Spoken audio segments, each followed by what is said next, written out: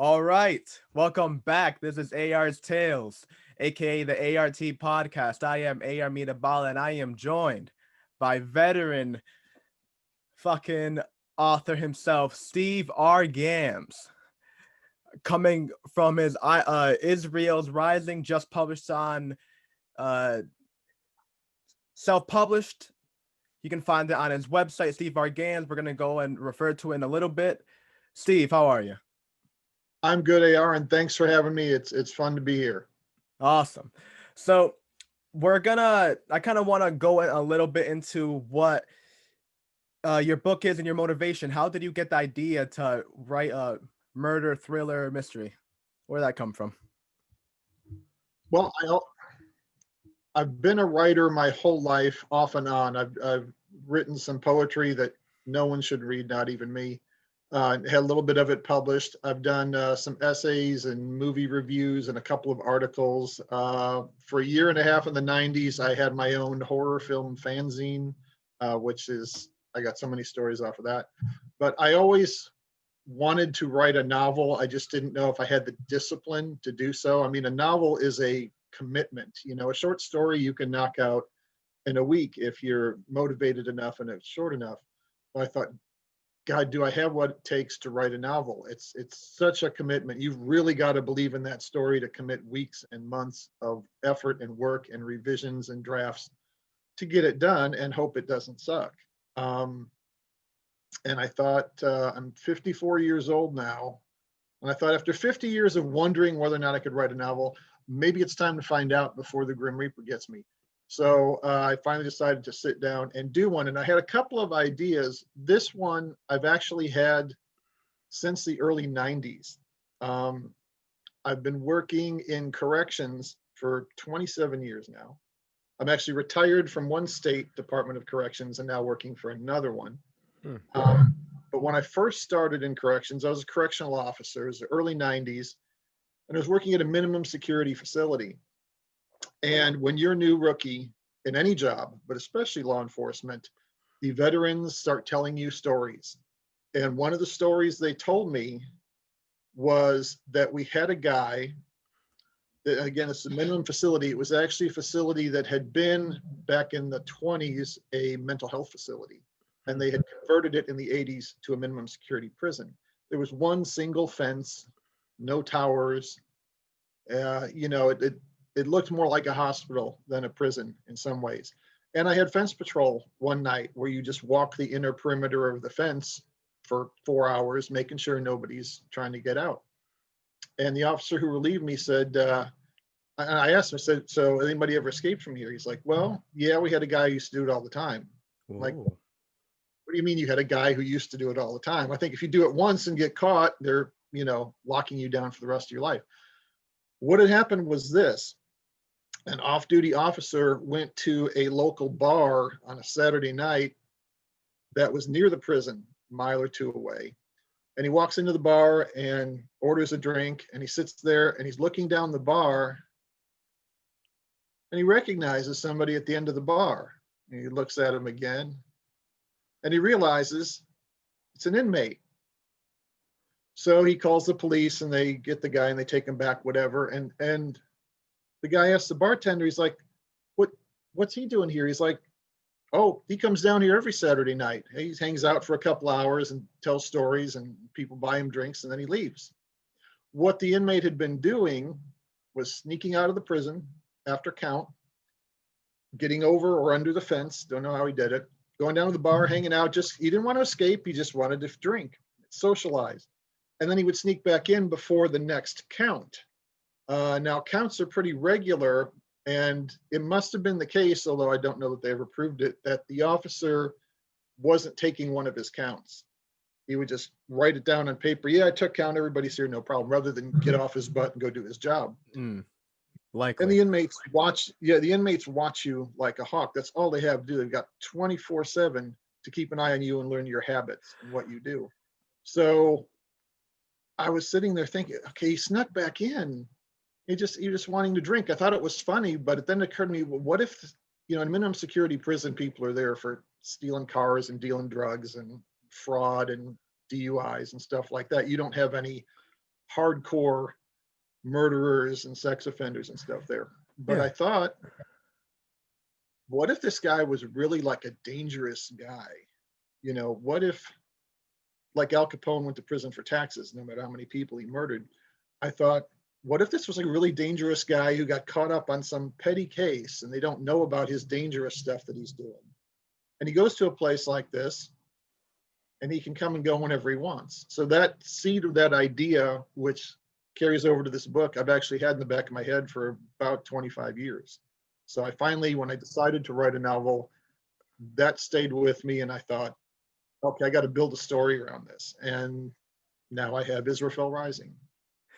That is phenomenal. As you were describing that, it was actually reminding me of the prologue and the little nuances, like exactly what you described is kind of like well, from what I interpreted right there from the intro, is the Israfel character, that he just seems like he's so maniacal and just so I mean, I don't want to dive into like too much into it without revealing it, but my God, it really the prologue really put you into the play. It was almost like Dexter, where you're seeing a person that is just I don't know.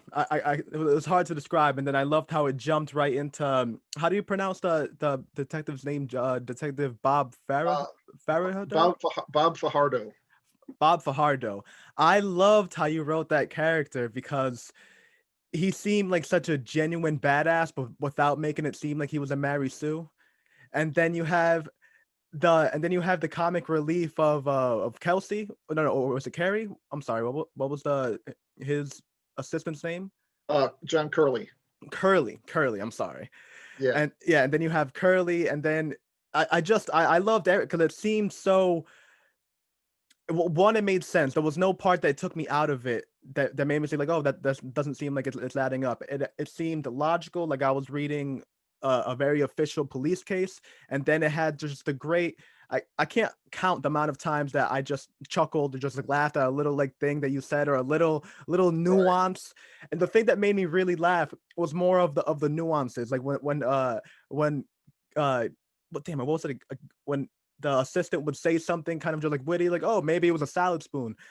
And then, and you would write specifically that they just don't even acknowledge him and they just continue on the conversation. I love that. Right. Yeah, I love it. Cops have a dark sense of humor, and I wanted to definitely portray that in there. I mean, and we had that in prison too. The stuff we used to joke about would appall most people, but you do what you can to keep yourself sane when you're living in a world that's just the darkest of human nature. But I'm glad you enjoyed the humor and appreciated that. That was important to me that this be light. And you've made a Dexter reference. I saw like 2 episodes of Dexter, and I saw a pattern happening. When I was a kid back in the Jurassic period, vampires, just to do a comparison, vampires were evil. There was nothing, you didn't want Dracula to show up at your house.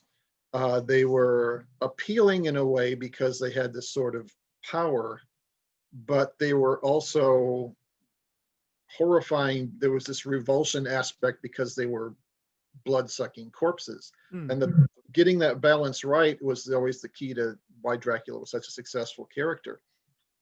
Vampires were the bad guys in all the films. If you go back to the old Universal horror films of the 30s and 40s, the Wolfman was kind of just cursed. It wasn't his fault he became the Wolfman. Frankenstein's monster, you felt bad for the guy. Again, he was a victim of circumstance. Dracula was deliberately, decidedly, premeditatedly evil in everything he did. That changed in the late 60s with a little soap opera called Dark Shadows that created a sympathetic vampire character that everybody liked. 20 years later, you had Interview with the Vampire, and now we've got Twilight, where vampires are not objects of revulsions or monsters. They're beautiful, sparkly superheroes. The old saying that if you, what it's from The Dark Knight, where if the hero lives long enough, he lives to see himself become the villain. Yeah, you either die a hero, or live long enough to see yourself become the villain. Right. Well, the opposite happened with vampires. They were villains, and they stuck around in pop culture long enough to become the heroes now. I mean, there's Vampire Academy and all these series, and vampires are all these heroic characters now. They're young, they're all young, they're all beautiful, they're all sexy, they have all these powers and all these first world relationship problems. And the same thing has kind of happened with serial killers. The serial killer craze really kicked off in the 70s and 80s when there were so many real ones around. And, fast forward and you've got Dexter, who's a good guy serial killer, and everybody likes Dexter and everybody likes Hannibal Lecter because he's cool and brilliant. And I thought you've really watered down the villainous aspect of them. So I made a deliberate choice when I wrote this book. I thought, okay, this guy is a genius. He's got it together. He's one step ahead of the cops almost all the time. I don't want people to like him. I don't want a heroic serial killer anti-hero kind of character. I want people to hate this guy and want to see him die or go to prison forever. And I worked hard to get that balance in that book, and there's going to be a sequel, and in the sequel, it's even more so. He's even less likable.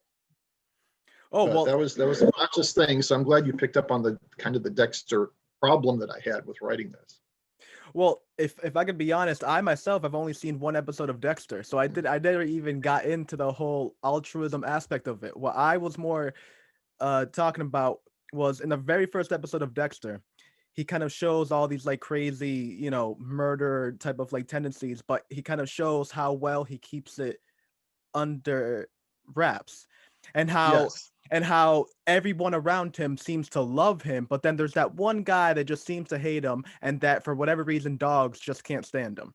And those two little to me, again, because I never really got into the story, to me the comparison was more of that, how it like how he cleaned everything meticulously and then waved at his neighbors, cooked the eggs, and then put the plate down, and as he was walking away, leaving the dirty plate was the hardest part of his day. Not anything that he did before, but just leaving that there because it was so contrast to his motive. I mean, I'm telling, I couldn't get enough of the book. As I was sitting here waiting for the meeting, I was just knocking. I think I got to like chapter 3 or 4 or something. It was, I mean, just the whole aspect of how did you get into the mind of a person like that? Well, How were you able to step in those? Oh, Jesus. Yeah, I mean, I was in corrections for the first job for 25 years. The last 10 of them as a counselor. So I've chatted with, joked with, and been threatened by serial killers and people like that. Not portraying myself as anybody special. It's just they're out there, and then not all of them are special or notorious or make the papers or brilliant or cool or anything like that. A lot of it's just mundane stuff. They just take a while to get caught. But my dad was a cop. He was a homicide detective when I was a kid. So I was actually ahead of the curve on the serial killer craze when it hit in the 80s, because Dad had true crime books, and there weren't many of them in those days at home. And I was always a voracious reader. So I read stuff like that. And knowing he was a cop, if I had a question about a book, I'd say, okay, Dad, why did this happen? Why didn't the police do this? Why did they do that? And he'd tell me why. So I've always had a fascination with that. And plus, evil is fascinating. You mentioned earlier, before we started the show, I think, that Amazon is cranking out a new killer show every couple of months. Yeah. Death. To quote a line from Spinal Tap, great film, "Death sells," and it wasn't hard after a lifetime of reading about these people and meeting a few of them to create one that hopefully I think is plausible, despite the fact that he's a genius and a workout fanatic. One of the reasons I spent a lot of time in the prologue detailing everything he was doing, all the cleanup after his crime, was that later on when other murders happen in the book, I don't really explain a lot of, well, how did he get into the house without being seen? And how did he do this? And how did he not leave fingerprints here or blood here? I thought, if I give the readers a snapshot, a play-by-play of what he does after the first one, they'll realize how smart this guy is, how obsessive he is, how compulsive he is with covering his tracks and building his alibi and creating this barrier to protect himself from the law. Later on, when dead bodies just turn up, they'll go, oh, well, yeah, he could have got away with that too. He's that kind of guy. So I let them know right away just what a threat he is and what a challenge he's going to be for the cops. Well, going a little bit more into like the whole craze that we were talking about, what do you think it is philosophically? What do you think is the fascination? Why do you think that death sells? Because it's the one guarantee we've all got. There used to be, when I was your age, an old saying that there's two certainties in life, death and taxes. But that's not true. You can avoid taxes. Capone again. You don't have to pay taxes, but you do have to die. And some people are attracted to that. Most people are terrified of it and live in some sort of denial about it, going about our lives and our days like we have forever. Other people obsess about it and are worried, oh, I've got a spot on my hand, that's cancer, I'm gone, those people. It's something we all have to deal with. We're going to face someday. On some level, we all know it. And so it's the one common thread we all have, that it's a universal topic. You could make a series about the history of Irish agriculture. You wouldn't get many viewers. But you make a series about death, especially sudden, unexpected, violent death, and we're going to be fascinated because we fear all that. Me, myself, I'm not afraid to die, but I do have a dread of like extreme pain or suffering. Like everybody else, I want to go in my sleep. I don't want to be on fire falling from a building. Yeah. So that's got a lot to do with it too. And it's also a young person's thing. If you ever go to a horror film, if we ever get to go to theaters again, you go to a horror film, you don't see seniors in the audience. Horror films are about learning to deal with death and decay. And young people are fascinated with that. Old people have dealt with death and decay, both their own decay and the death and decay of people they've known. I've lost a lot of friends that I went to college with along the way. Just life happens and death happens. So old people don't need that kind of rehearsal for dealing with death that horror films give you, but young people do. And everything in the media is targeted toward the younger demographic. So of course, Amazon is going to put on series about death and murder. Not, this is how you deal with osteoarthritis. No one would watch that. Wow, that is a really interesting point that you bring up about the whole youth, because I myself was not a fan of horror I would say up until about a year and a half ago. I was never a fan of horror, and I would even fight to the fact that, like, why would you ever enjoy horror? Like, if you Right. want to watch action, like, I get the appeal of action. It's like it appeals to the whole adrenaline junkie, to the whole like, oh man, yeah, that was awesome. You watch comedy, I get that comedy, Christmas. Why would you want to watch horror? Why would you want to have that feeling of like, oh, I can't sleep now?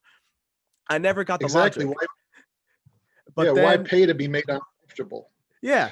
But then as I got older, I really started to enjoy it. And then what I told my friend about it, my theory of like why I can't even say it's like my theory why I think it's popular, but what my theory of what I think horror is that I think horror is a concept, right? The reason that Freddy made me shit my pants when I was a kid wasn't that it was a guy with 4 claws. It was the idea that he could affect your dreams. It was the idea that when I went to sleep and I was in my comfort zone, I could close my eyes and be like, oh shit, Freddy can get me. That was the horror. Right, The horror, exactly. The horror wasn't him like popping out. Ah! That's that's a jump scare. But the horror is the thought afterwards. That's why Paranormal Activity was popular. That's why Get Out was popular. Because that's what horror, to me, that's what horror is. It's the whole element that you're dealing with something like that. And I think when it goes to Israfel, when it goes to kind of following a serial killer, it's the horror that it's a person that is unidentifiable. If you were to put this person in a lineup, he would probably go free, if anything. Immediately, he's like, oh, it can't be that guy. Yeah, exactly. And then the guy that would go to jail is like the scruffy guy that probably, has like a kitten at home, and that just looks like he might be dangerous, but in reality is a sweetheart, because of our own preconceptions of how we deal with people, and how just our own, how Bill Burr says that, like, we cut everything that we perceive in with our own emotions, our own past. So even though it Yeah. might not be what it actually is, we see it through our watered down eyes. Yeah, we've all got our own special pair of lenses on that are Yeah. informed by our attitudes and our beliefs and our experiences, and nobody sees the world exactly the same way. So that's a challenge for any artist if you're trying to communicate something to somebody.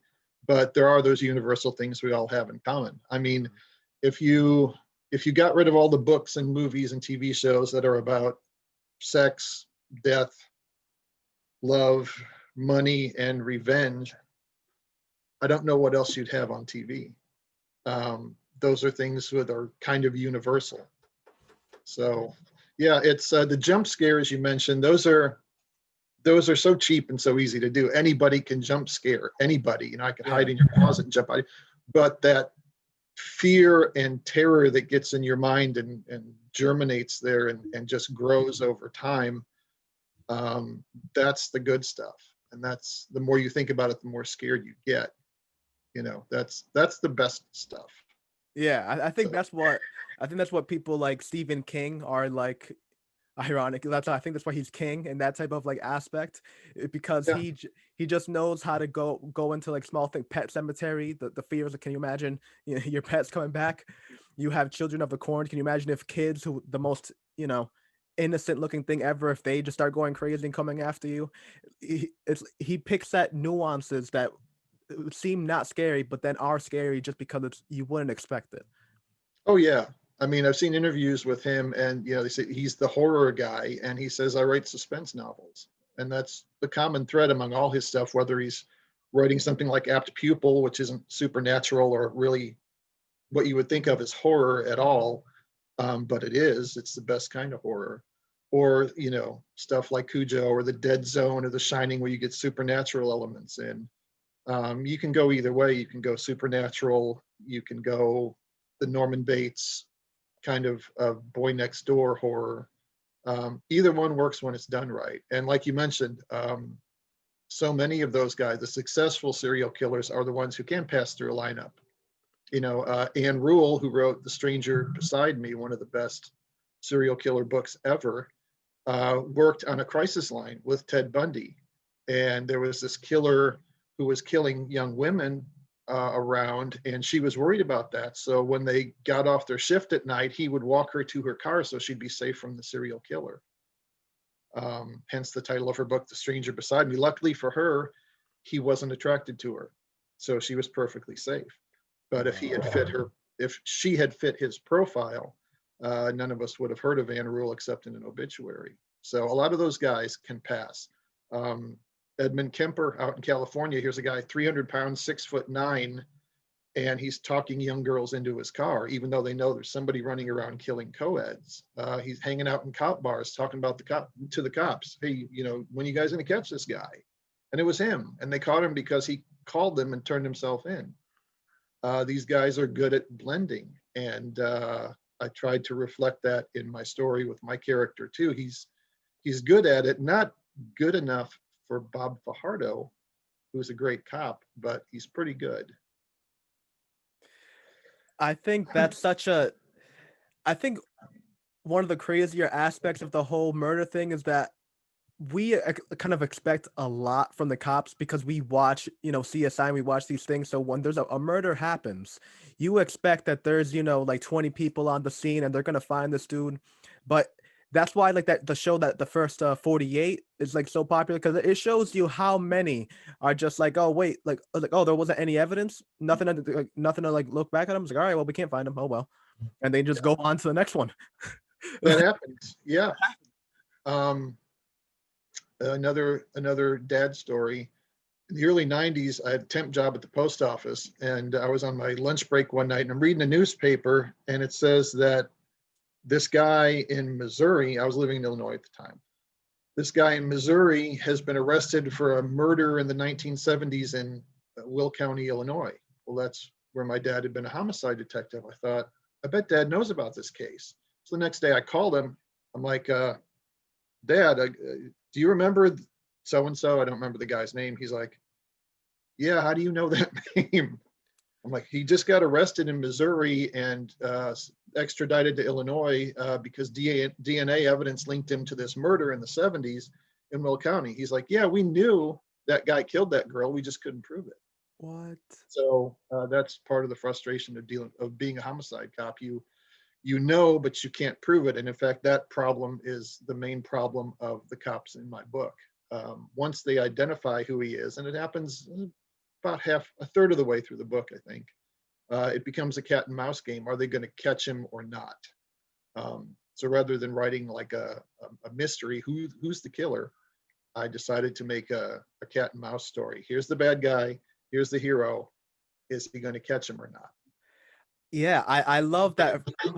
Like I already said, I love that it starts off prologue talking about from the point of view of, I mean, usually most things kind of start off as they're looking at the murder and like they're the type that is just getting in the scene. Somebody hands them his coffee, and then you kind of learn what the murder is happening from the point of view of the detective. But this one, you're getting. I don't want to like give too much away, but you're kind of getting right from the murderer's point of view immediately. Right. And then the afterward, I just love how it kind of takes the kind of like a something that we've seen before with a completely different lens.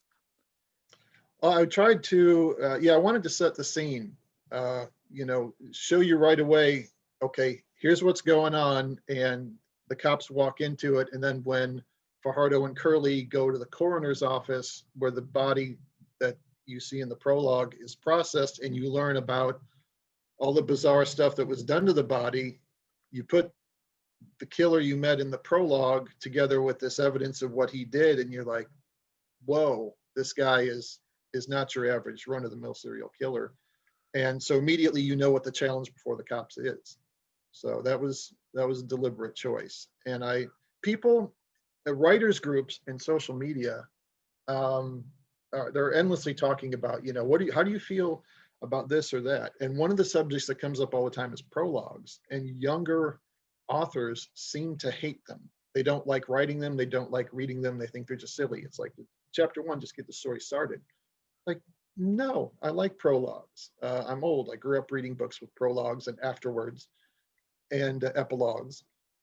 And I thought, let me set the scene. It's like when you're watching a TV show, that little bit that sets up the story you get, and then the credits roll, and then the story starts. That's a prologue. And I wanted that in my story. I wanted to introduce you to the killer and what kind of person he is, and establish that he's just the guy next door. I mean, literally, you get to meet his neighbor who's like, hi, buddy, doesn't suspect a thing, most clueless neighbor in the world.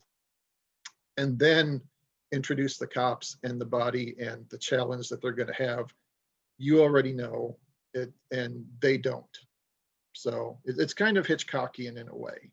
Not that I'm an Alfred Hitchcock, but one of the things he said in an interview once was that if you and I are sitting at a kitchen table talking about baseball, and the movie audience is watching us, it's just two guys talking about baseball. Who cares? But if he shows the audience before we enter the room that there's a bomb under the table set to go off in 7 minutes, our conversation is no longer about baseball for the audience. So if you clue the readers in a little bit, and they're one step ahead of the cops as far as what they know, then they're pulling for the cops. It's like, yeah, come on, get there, get this guy, because the audience knows where the killer is and they don't. So it's shameless audience manipulation on my part for profit. What can I say? I'm guilty. My God. You're saying so many cool things that it's like hard to unpack. All right, what was the first I'm thing? sorry, I'll be quiet. If you let me talk, this will be like a 10-hour monologue podcast. No. This is more than what I want. This is awesome. It's awesome. It's like you have you have such a wealth of information. I'm loving it. You spend a lot of time, 25 years to work on a story. You get pretty thorough. Yeah, that's why. Oh, because I did look you up a little bit. That's why I started the podcast with a veteran, because this might be your first book, but hey, same way as the prologue, everything from the before is just as important as everything that comes after, right? So like Oh yeah. so yeah, that 25 years is what led you to the point of the book that you have now, which is, I'm telling you, phenomenal, and it's a clear sign of like of what's to come. Because I mean, I can tell you right now, I'm really excited for part 2. But Well, thank you. Unpacking the thing that you said about the prologue, I actually have to really agree with you. I am an avid reader all my life, and I had to tell you, I skipped purposely the prologue of every single book that I read for years until I got to college, and I sat down and I really read Mary Shelley's Frankenstein. Great And book. that my one of my top that is she is my Mount Rushmore as far as like writing. The fact that she wrote that in like one sitting as almost a challenge by like two of her male counterparts that were much more noted authors, and then she was like, oh yeah, I got you, and then cranked Yeah. out Frankenstein. Yeah, she was like 19. Yeah, Frankenstein. Like Yeah. who doesn't know what Frankenstein? A person that has no idea of what literature is, right? You know, in Yeah, a everyone's heard random of Frankenstein. third world country knows what Frankenstein is. I mean, her grasp is insane. Oh, yeah. But what I loved about the whole structure of the book is that it starts off as the 4 letters, which kind of gives you the interpretation of like who the person is, and then the whole like the whole book is wrapped up into almost layers. So you have the letters, then you have the story of the monster, and then you have the 4 letters at the end, and it's kind of it's almost like circles within circles of the story. Yeah. And when I really understood that whole like almost mathematical aspect, like very technical aspect of like looking at a chapter breakdown, it's what when I read down and went to my own, I started valuing like now there's a prologue and everything I write. I make sure to read the prologue of everything that I read. I just understand the crazy importance. It's almost like watching. It's like almost rewatching a movie Mhm. and picking up on things that you didn't before. It's like, oh man, they talked about, oh, they mentioned that way back in the, oh man, I didn't even notice that before. So Right. it's the same thing now when I reread books that I thought that were already awesome when I started at chapter 1, and when I reread them with the prologue, it's like, oh my god, I can't believe I just shot myself in the leg like that. It Yeah, could have been that much better. it's the appetizer for the meal. Yeah, it sets the tone. So there will be a prologue in the next book too. In fact, the little sneak preview you get of the second book at the end of the first book is the prologue of the second book. It just picks right up. Oh, I love that. So That's yeah, awesome. that stuff is important, and it also like you mentioned, the veteran aspect. I'm a rookie writer, but veteran person. I'm 54. I've outlived Elvis. That's pretty impressive. Hey, At my age, if you wake up, you don't see candles and flowers, you're like, oh, it's going to be a good day. You get out of bed. But I couldn't have written this book any sooner. I don't know if I could have written any novel any sooner. I'm one of those people, and I think it's pretty common among writers, because we all know people who say, oh, I want to write a book someday. They never do. Or they start it and they put it in a drawer and it never gets finished. Everybody's got their first 2 chapters done. That's been me my whole life. Decades of, first of all, working in a stressful field and raising 2 special needs kids with my wife, but also being paralyzed by low self-esteem and crippling self-doubt. There's this terrible disease that would-be writers get, and even new writers still suffer from it. And I think some people suffer from it forever. There's somehow this self-imposed pressure that you feel is from the outside, but it's actually from the inside too. Oh, this has got to be the most brilliant, perfectly written, original, amazing, daring. It's got to be something that's going to just change the genre, and I'm going to be a household name, and every participle has to be in the right place, and the commas and colons and semicolons have to be perfect. You don't. You mentioned Frankenstein, a classic of world literature, written by a 19-year-old girl who'd never written a book before. And if you read it, her prose isn't especially great. She makes what are mistakes for the modern reader, aren't they, for that harm the book. Okay, one of them Dr. Faz is if he the monster's demanding mate so he's not lonely. And the doctor's obsessed, well, what if they procreate monsters? Well, obviously, if you can build a body from the parts of corpses and reanimate it into life, certainly you could do it, so that wouldn't be a problem. But doctors didn't know that then, so Mary Shelley didn't know it then. So it's a flaw in the book that you can't read on the writer, just time and stuff. It ruined it for the modern reader. You read it, you can't help but notice that's dumb. Not her fault, but it's there. But her prose isn't great. A lot of the book is these kind of long-winded, boring conversation between the doctor and the monster. But the reason the book is a great book and a classic and is going to be read forever is that the idea was not necessarily new, but something had never been put into novel form before.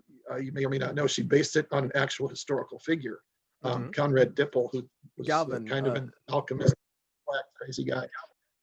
Yeah, and galvanic response, which was new at the time. Even Poe wrote about that, and like the premature burial. We'll get to Poe later. Definitely, the master. But it's not a particularly great novel.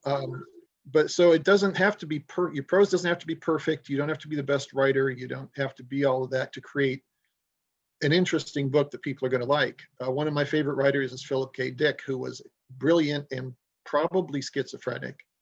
You pick up any Philip K. Dick book, and there's enough great ideas in it to make other writers would have created 5 books out of the ideas he put into that one book because he's just so clever and interesting and smart. But I don't think he ever wrote a great ending to any of his books. They kind of just end. Yeah.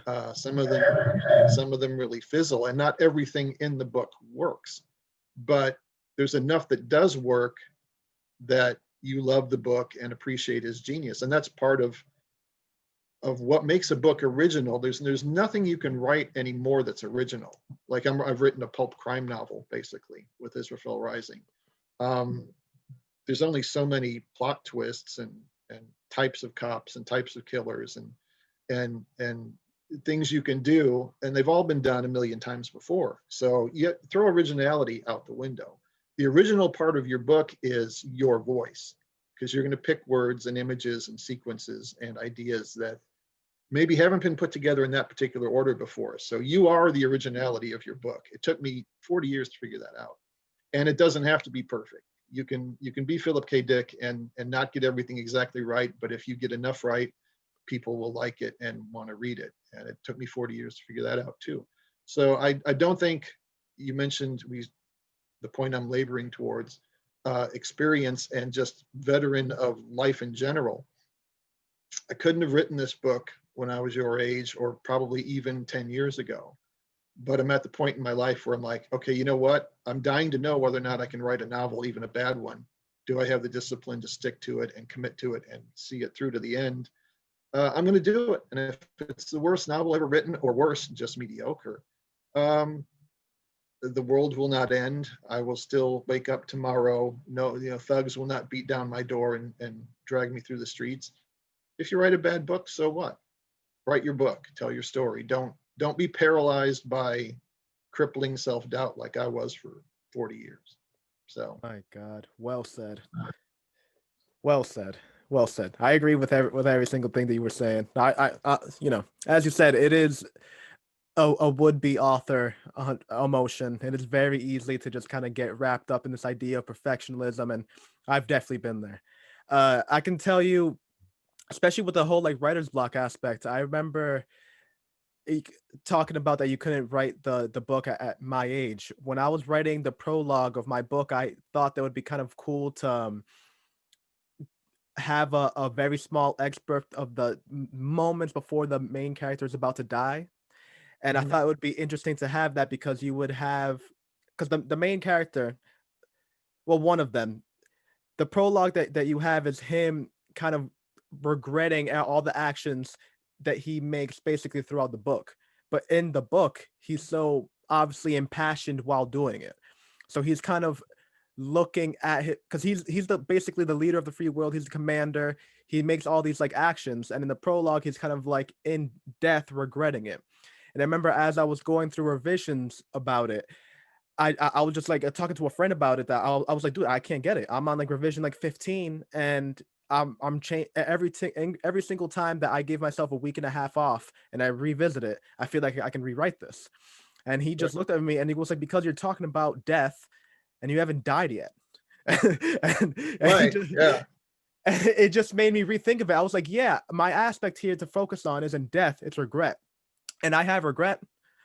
So as soon as I kind of changed that aspect of it, it made everything so much easier, because it's what you it's what you're kind of almost laboring on, well, not laboring towards, is the idea that you write what you know. Your father was a Yeah. police, you spent your own time in correct, it's easy to kind of go on, and that's why and it picks up in your writing. That's why the nuances that we were talking about earlier are so easy to pick up, because you can see, like, the reason I love comedy is that when a comedian will make a small little like side comment, you know that he has felt that in his home life. You know what I Oh mean? yeah. Like when there's a heckler comes up and goes like, "Ah, you're just like my wife," I start cackling just that much more, because I know he means that. He's not joking. Right.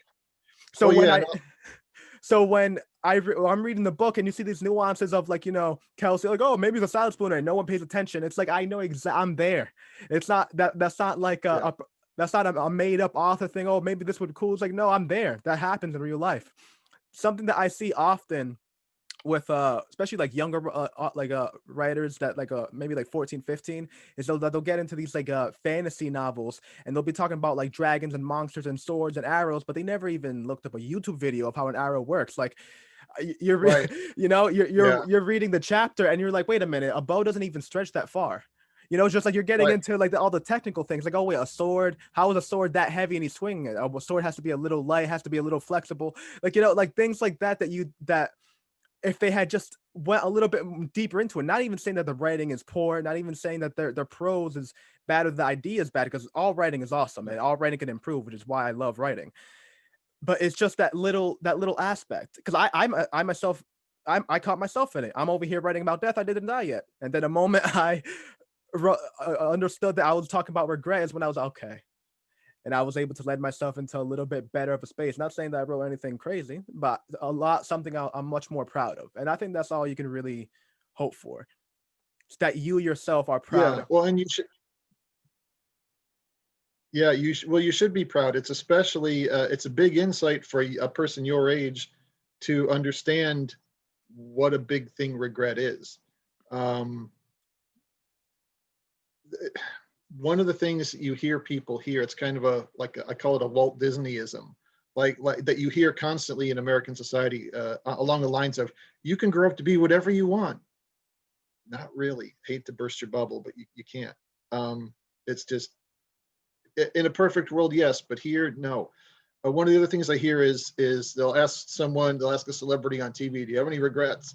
Oh no, you know what? Even the mistakes I made, I learned from them and they made me who I am today. And if I wouldn't change anything ever in my life, and I'm sitting there going, Liar. you're either full of shit or you're just lying, because who doesn't have regrets? I'm filled with probably too many of them, and it gets worse the older you get. um, I don't really regret the pain I caused myself. I've done dumb stuff that's hurt myself. I'm like, okay, that's the way it should work. You put the fork in the light socket, you get the shock, you learn not to do that. It doesn't bother anybody else. Um, the things I've done, just like boneheaded mistakes or oversights that I've done in my life that caused other people pain who really didn't need that and shouldn't have to pay for my mess ups. Those things I regret a lot. One of the things that happens to you when you hit middle age that nobody talks about is that you suddenly have this thing in your life called a past. And it's like a backpack full of stuff that you have to wear for the rest of your life. You carry around, and it gets a little heavier every day, and you can't take anything out of it. And you can't rearrange any of it, and you can't take it off for a minute and rest.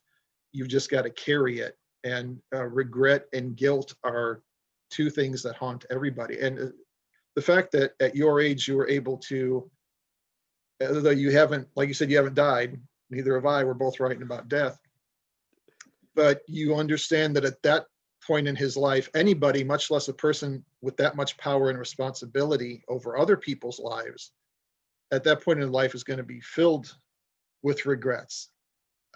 That's kudos to you for seeing that and making that a part of your story. That says a lot about you as a person and as a writer. Well, thank you. And it's even crazier that without getting that deep into it, you actually picked up on the exact aspect, because that's not what he's feeling regret towards. Like he obviously starts off making fun of all the stupid decisions, like, oh yeah, that was out of ego, didn't need to do that, didn't need to do that.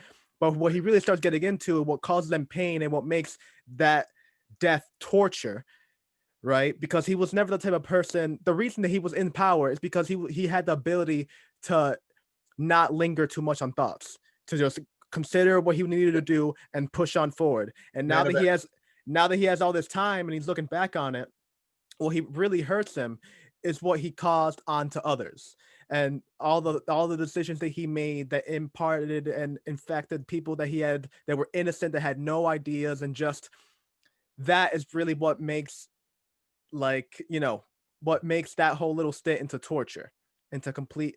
That's actually this little scene right here. That's what both of these things are. Oh, cool. Yeah, it's their death scene is from inside of a black hole. They kind of end up inside of a black hole. Wow. And yeah, since black holes, people have this. Well, we have no idea how inside of a black hole looks like, right? So my idea is that the outside is like obviously this whole black, just lack of anything. It's just like this looming darkness, this almost fear-inducing sphere that it just condenses all of gravity. But inside, it could look like this, because it eats stars, meaning it takes stars and photons and mashes it up in a big blender. So it could look like that. Yeah, we don't know. Yeah, and I like I hope never to find out. Yeah, exactly. But that's kind of what inspired me to the whole into the whole death sequence, is that they're in a place like this, and all they have is time and their thoughts. So you have one character who has been like that all his life, who's philosophical to the nature, which is why he never got the position of power. Because instead of taking an action, he just sat there and, well, maybe we should do this. Well, I don't know. And he was just, no one ever looked at him with that level of confidence. No one ever looked at him like he was like that, had like the guts, though, the drive in order to do something. So he never got the power. And then, so he's just been philosophical all his life. And then you have this other character who never was, and he finally has like the first time to be able to do so. Wow. But anyway, that's cool. Yeah. Well, getting back into your book. So this is your first novel. How long did it take you from inception to actually writing it? It took me about 4 years, I would say, to knock out Allegory. And then, and then it's taken me like it took me a couple months to knock out the part 2, just because I understood a lot more of what I was doing. Right. It was a process. I work full time, and I've got a pretty active house cleaning and doing the chores and taking care of my wife's schedule. She's a nurse. She works like 60, 70 hours a week. She's on her feet 12 hours, wearing a mask now, exhausted. So, I get off work. I sit in a chair in an air-conditioned office all day long. I'm ready to get up and do stuff. So I don't have a lot of free time, is my point. I wrote this book in about 7-8 months, writing 4 to 6 hours a week. So whatever that breaks down to, that was for the first draft. But I didn't have to do a whole lot of revisions. When it was done, I had to add 2 small scenes that it occurred to me because I was looking forward and outlining the next book. I thought, ooh, okay, before I finalize the manuscript of the first one, I want to plant a few seeds that are going to sprout in the next book. But really, my editors, I don't envy them. The feedback I got from them and my proofreader was, it's good story, good, but everything's right, but your punctuation is horrible. You've got to run on sentences and you repeat yourself. I'm like, well, some of that was deliberate. So I didn't take all their suggestions to heart, but my punctuation was terrible. So I had to go through and clean up a lot of that. I wrestled with whether or not to change the name of a character. But about 8 months of 4 to 6 hours a week for the first draft. And that was probably 95% what ended up being the completed manuscript. I kind of edit as I go. That's phenomenal. Um, I also try to edit as I go, but I can tell you my first draft of Allegory, I sent it, actually the chapter in question, the prologue, I sent it to a friend of mine who was a very avid reader. He was like that friend that like was like, all right, if this guy likes it, I might be in a good spot here. mhm. And I sent it to him, and all he did was, we're in college. I just graduated. Well, not just. It's actually 3 years ago now, going on to 4. But my God, time is going. But It just gets worse. Let me yeah, warn you. yeah. It's I talk to my friends about it all the time. It's like, can you feel like you have a hold of time anymore? I feel like I wake up and it's like, wait, what? But anyway, the when I woke up the next day after sending it to him, and he literally stapled the chapters that he printed out on the door, on my doorstep, Mhm. and he highlighted all the I's that I wrote, like, I did this, I did that, I did this, and it colored the screen. Right. I just flipped through the pages and I was just like, yep. And I remember I just went back and crumbled it, went up to my room, deleted it, and then restart. And I was like, he's 100% right. Nothing has to be said. I don't even think we talked Wow. about it after that. I just understood what he said. I was like, yep, you are without a doubt right, sir. Yeah. And it Wow. plagues me. Well, I was lucky. It plagues me to this day when I'll start writing, and if there's like a third I in the same page, I'm like, no, we gotta do something about that. Yeah, I was bad about catching that in my first draft because I was forcing myself to keep going. I'm like, okay, I'm not going to quit this time.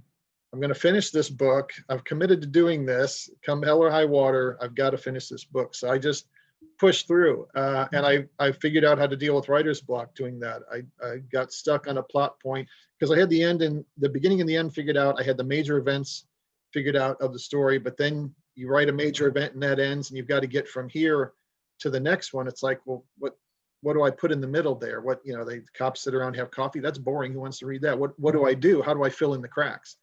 And that's, I think, where writer's block comes in for most people. And I had an epiphany one day. I thought, screw it, just get on to the next big event. I'll fill it in later.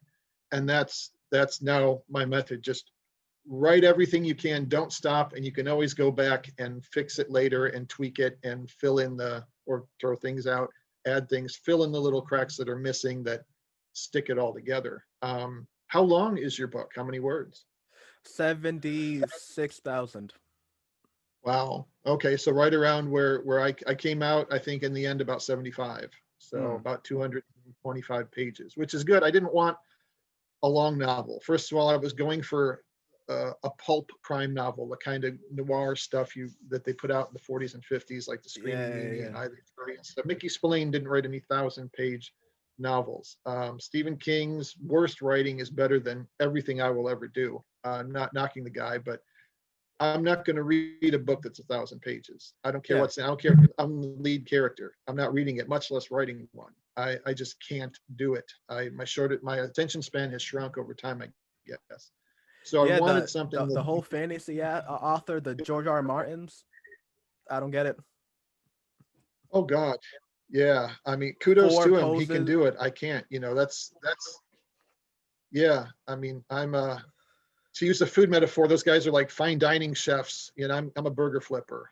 I can make you a good burger. I can't make you prime rib, but we need burgers too.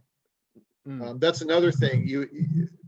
New writers, I think, sometimes think, well, I've got to write the great American novel. This has got to be terrific. No, it can be pulp. It can be erotica. It can be melodramatic soap opera. It can be a werebear romance between two runaway teenagers. It doesn't. We need everything. If you went to the store and all they had was lobster and prime rib, you'd be like, okay, I love that stuff. But if you ate it every day, you'd be like, Jesus, give me a hot dog. Just something different. I don't want to have perfection every day. And sometimes you want a hot dog, sometimes you want prime rib. My stuff is meant for easy mass consumption. It's a pulp crime novel. I don't think there's anything shameful or wrong with writing stuff like that. Brevity is king, if you ask me. Yeah, that's true. Yeah. And I wanted to be brief. I didn't want this to drag anywhere. One of the criticisms I got, without giving away too much of the novel, is Fajardo's marriage is one of the subplots in the book, and it has some problems along the way. And the problems you can see happening fairly early on. So I didn't spend a lot of time having him and his wife having these long drawn out discussions or scenes or arguments. Because I thought, okay, as soon as the readers realize this marriage is in trouble, they're going to kind of see where it's going to end up. So why drag them through the slow process of getting there? It's like, okay, jump cut to, okay, this is where you knew it was going. I'm not going to waste time telling you what you've kind of already figured out is going to happen.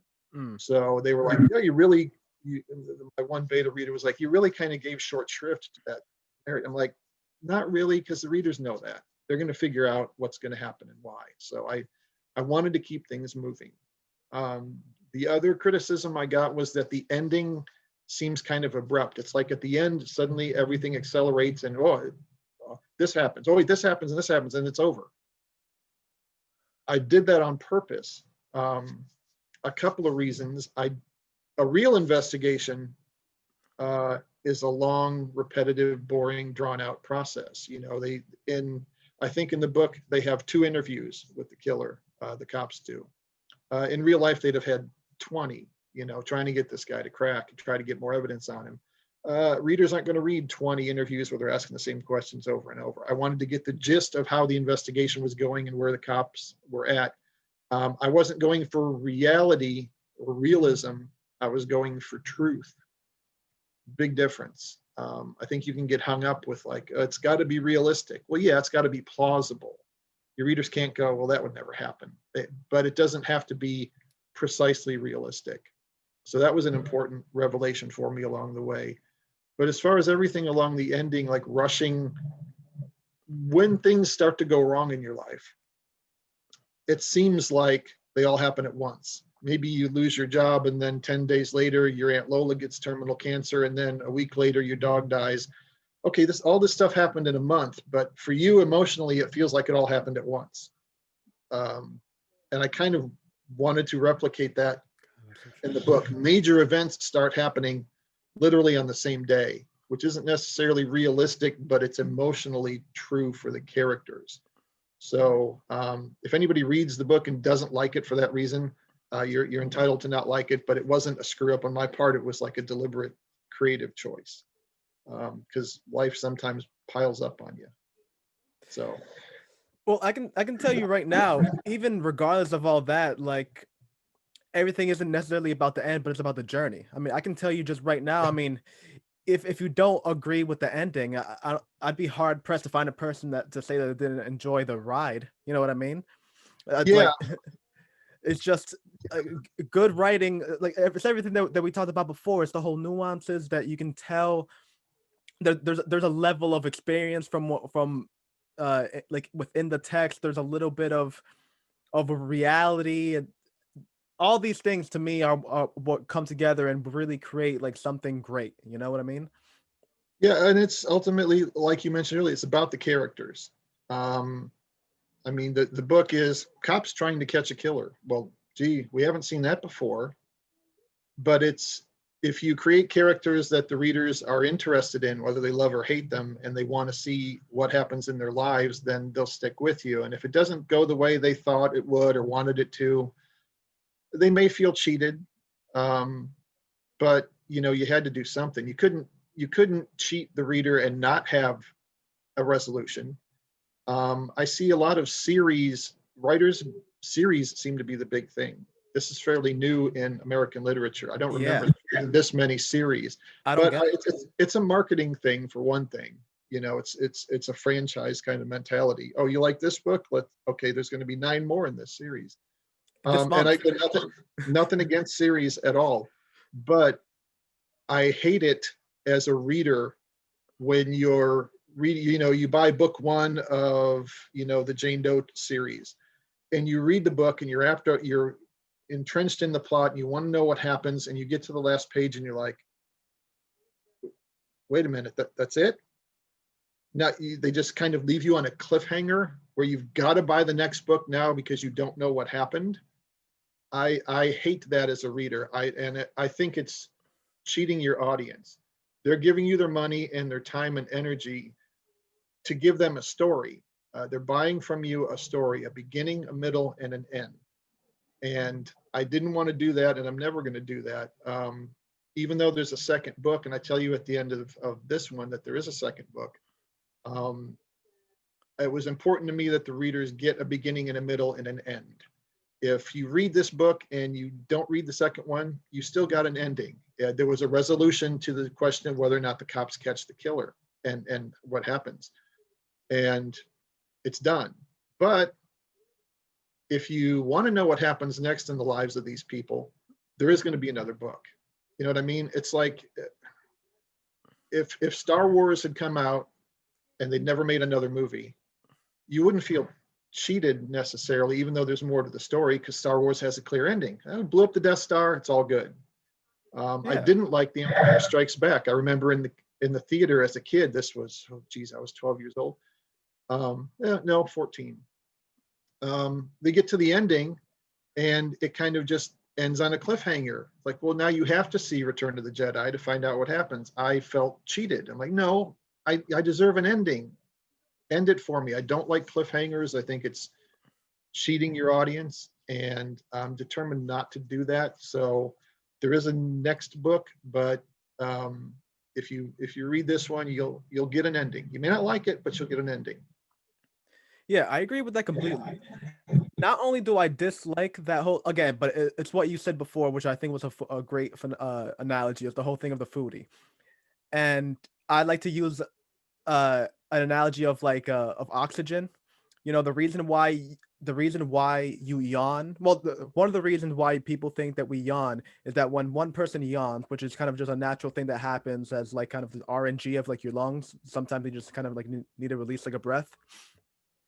But the reason people think that it's like that it kind of transfers to other people is that when you see another person yawn, it makes your brain think, oh, that person is taking in all the oxygen. You got to open up your mouth. You take up oxygen, so that person doesn't take all the oxygen, right?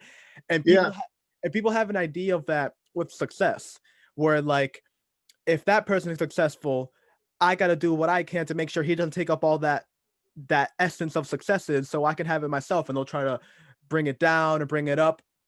I think everything can exist extremely well in the same universe. I think you can easily knock out and buy Israel's Rising and love it, and then read Allegory of the End and be like, all right, you know what, it was kind of whatever, and you know what I mean. It could all exist in the same world. I think that's what the beauty of a writing is, and why you can talk to other people about it and like get like inspiration yourself. The reason I think this whole thing is like toxic is because I was just reading up on a series that it's a web serialization. This dude has a collective million words written, a million. I'm not kidding, a million. It actually, yeah. There's a counter on the website. His collective series is a million, and that's for one of the fictions. He has multiple fictions. One fiction is a million words that he's made over, I think, like a couple years, and this is free. Do you understand what you're asking of an author? This man is pumping out a million words, and you as a reader just give him, virtual points on a website. That's an insane idea to me. And then the whole it's just crazy. I'm not saying that that there needs to be like this level of like vanity to it, you know what I mean? That we don't need to make authors into like the next rappers that were like, it's like, oh, you know what I mean, A.R. podcast with a chain and like, some girls dancing in the background. That's not how it needs to be. But I think, $1 for a book isn't a bad idea. You know what I mean? To expect authors to just pump out, oh yeah, here's 3 chapters a week for 10 years. Yeah, it's crazy. I don't know. After 5, you know what I mean? Doesn't make sense to me. I don't know why a writer would do that unless it's just some kind of compulsion that they have to do this. And they're popular. When you go on these things, they take up all the they take up all the front pages with all their works. They'll drop literally chapters, like insane numbers, chapters 368. and then Wow. 369, 371, 372 in the same day. That's crazy. And it's well written. I can't even knock them. Like I'm reading it through and it's like, Jesus, you've done 300, close to 400 of these. Yeah. And not put it on Amazon. You haven't made into a book. I think that's just, I think, I don't know. As an author, it's scary. It's scary because everything is the evolution of things. Like we were talking about in Reddit in 2012, I was like, there's no way social media is going to keep going. I mean, there's no way. There's no way it's going to keep going. And I was wrong. So I'm thinking it's going to be the same thing here, where it's like, I'm thinking it's like, oh no, people like reading books, but serializations is what's taken over. You go to Amazon, you go to KDP, the things that are really, really getting pushed are fantasy and erotica romance. Yeah. And series. Yeah. Serializations. And I like a good series as much as anybody. You know, there's these soap operas that have been on TV for 70 years, and it's General Hospital, 40-something descendants of the original characters. I'm like, if you think about how much writing, you know, like an hour a day, every weekday for how many years, you know, you've got 800 chapters. They're just taking decades to do it. Yeah, I'm not against series. When I was younger, when I was a kid, most TV shows were episodic. You know, this week, the cops are chasing this guy. Next week, it's like, that never happened. They're chasing this guy. And then they're like, you know what? I'm still tired from that guy we chased last week. No, it never happened. Yeah. Now, I think it's a step forward, and I'm a fan of it. You have continuity in a series. You know, you can't just start, you know, watching 24 at the beginning of season 3. It's like, no, you're not going to understand anything. Go back and you've got to binge watch it and follow the whole series, because it's cumulative. Whereas if you go back and watch, you know, Sanford and Son, it doesn't really matter which episode you watch, from what season, in what order. It's different every week. So I like continuity. I'm big on that. It bugs me when you don't get continuity. It bugged me when I was a kid with the Universal horror films. I'm like, well, wait a minute, the Wolfman died last time. How can he be back? And they never explain it. Same with Friday the 13th and all that, Halloween, Godzilla, all that stuff. But I watch them anyway. But yeah, it's a troubling evolution in the whole writing thing. I'm not in this for money. My ultimate financial goal is to sell enough copies to break even. And hopefully people will like it. I care more that they like it than like, and I don't have fantasies of like selling. Well, I'm lying. I do have fantasies of like, if Amazon buys the book, who would play Sullivan? I do think about that stuff. But I mean, I don't care about it. I mean, if it doesn't happen, it doesn't happen. I'm more likely to, you know, become an astronaut at this point. But I don't really care about the money aspect of it. I'm not ambitious. I'm not like, I want to be, you know, I want people to say this is the best mystery written this year. No, I hope people don't hate it. I'm not an ambitious guy. I think ambition it's important, but it's in all aspects of life, but it's terribly overrated here in America, where we seem to have this idea that we have to be number one at absolutely everything. It's like, no, that's not realistic or sustainable, and it doesn't have to be that way. And as far as competition among writers, you know, I'm with you. There's always room for a good story. There will always be an audience for a good story. You don't have to rush your book out ahead of the other guy so you sell more copies than him, or you give him bad reviews because he's outselling you, or any of this horrible stuff you hear about. And luckily, I haven't seen a whole lot of that yet on the social media writers pages and things. Everybody's pretty supportive of everybody else. And I try to do that too, because I do think the more people who get out and tell their stories, the better, because everybody needs stories. Whether, you know, it started around the campfire when we're eating, you know, our woolly mammoth for the day that we were lucky enough to kill. You know, somebody's going to tell a story about, you know, the saber-toothed tiger that chased him a year ago and how he got away. And whether it's movies or TVs or the written word, which to me supersedes everything else, we all need stories. We want to be told stories. Every kid in bed at night, you know, read me a story. We never outgrow that. We've all got our favorite shows. We all got shows that everybody else likes that we hate. My tastes are really weird. I tend to like things other people don't like and dislike things they do. Like, I haven't read the book, but I saw the Hunger Games film. I thought, this is terrible. So much money and it's this bad. Um, but other people love it, and who's to say I'm right? It's just me. I don't want that story. I want something else.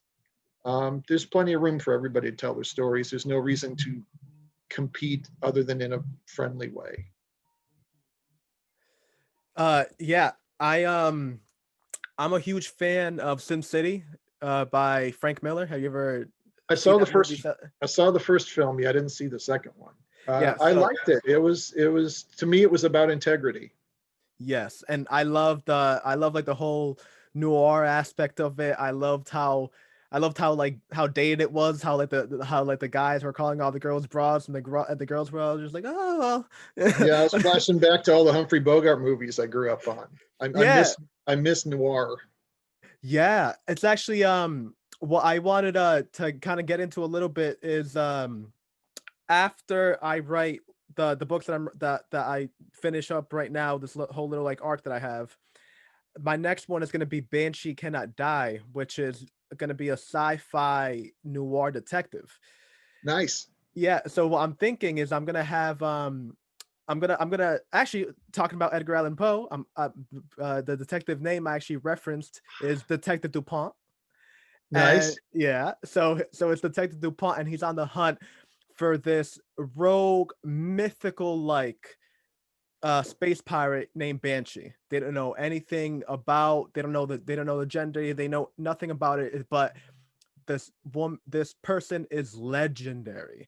Every single time that you ask even the most nuanced whatever the fuck question, people do the absolute most to get away from you. It's like, nah, I'm not answering that. No way.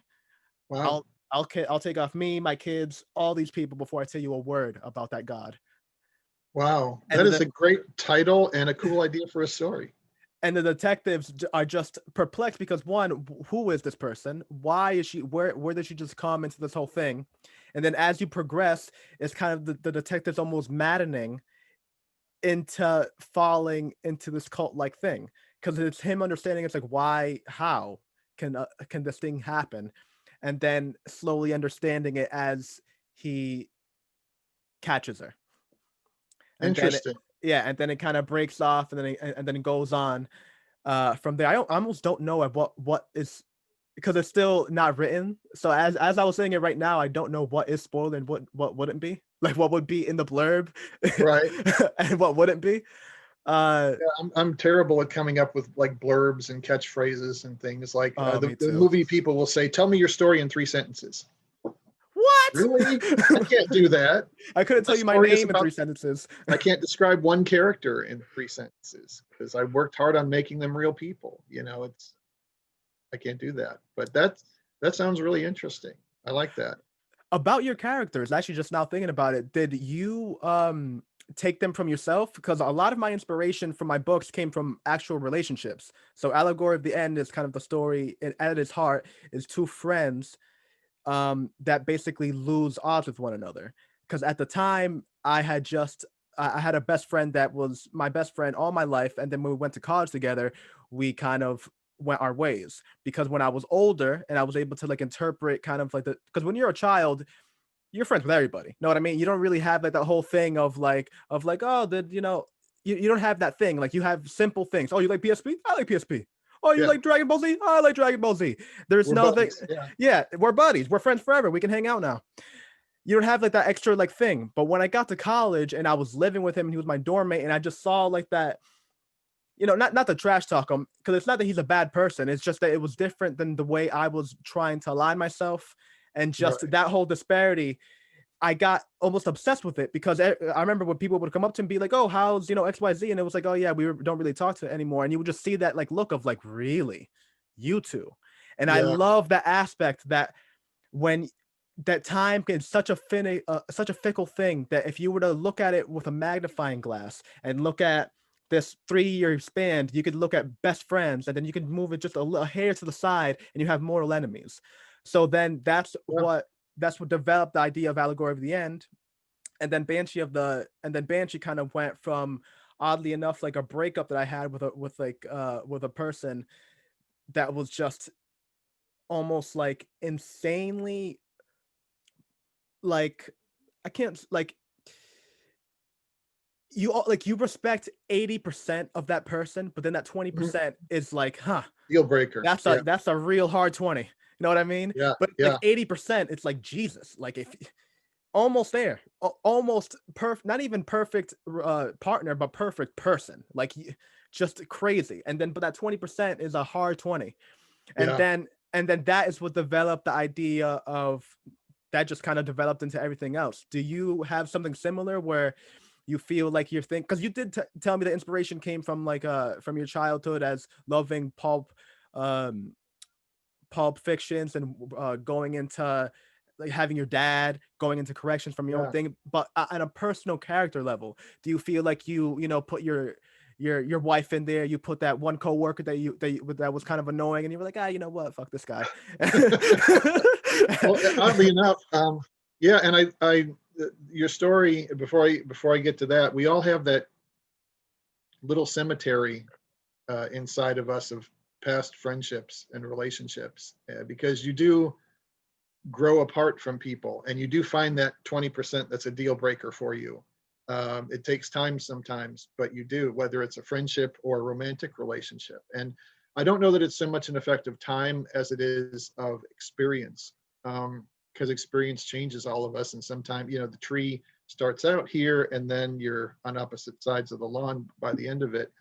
Um, What an analogy. but then there are those branches that stay together, and those friendships where you don't talk to the guy or hear from him for 10 years.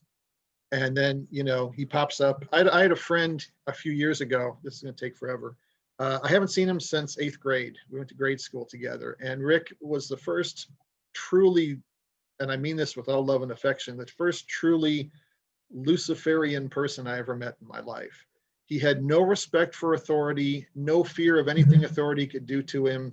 And he was just a merry prankster with no limits to his sense of humor. Rick will make a joke about anything, no matter how politically incorrect, crude, offensive. If it's funny to him, he's going to share it with you. And sometimes you go, God, Rick, that's horrible, but you're chuckling. But I lost track of Rick after 8th grade because no social media, none of that stuff back then. If you didn't have somebody's phone number written down, you didn't know where he was. That was it. He found me on Facebook like 5 years ago. And it's like, hey, what's up? It wasn't like, oh my God, it's you. What did you do? Are you married? Do you have kids? It's like, no, it's cool. And we have the same, we still haven't done that. We've done it a little bit, but we still have the same friendship we had in 1978. It just, he's still him. I'm pretty much still me. And, if he called me up and said, man, I need $500, I'd try to find a way to get it. And I really, honestly, don't know who this person is anymore, but it's Rick. He's still Rick. So people grow apart, people stay together. But you mentioned earlier, how do you write about death when you haven't died? Well, you're not a banshee, you're not a cop. I think out of nervousness, all writers feel like their first book has to be like a semi-autobiographical novel, about a kid like them who grew up in a town like theirs with parents like theirs, and then later on you're like, no, you can't do that. That's amateurish. But everything you write is autobiography, because it's all about what you like and don't like and think and feel and your opinions and experiences and all that. So everything's autobiography. Don't worry about that. My characters, and that ties into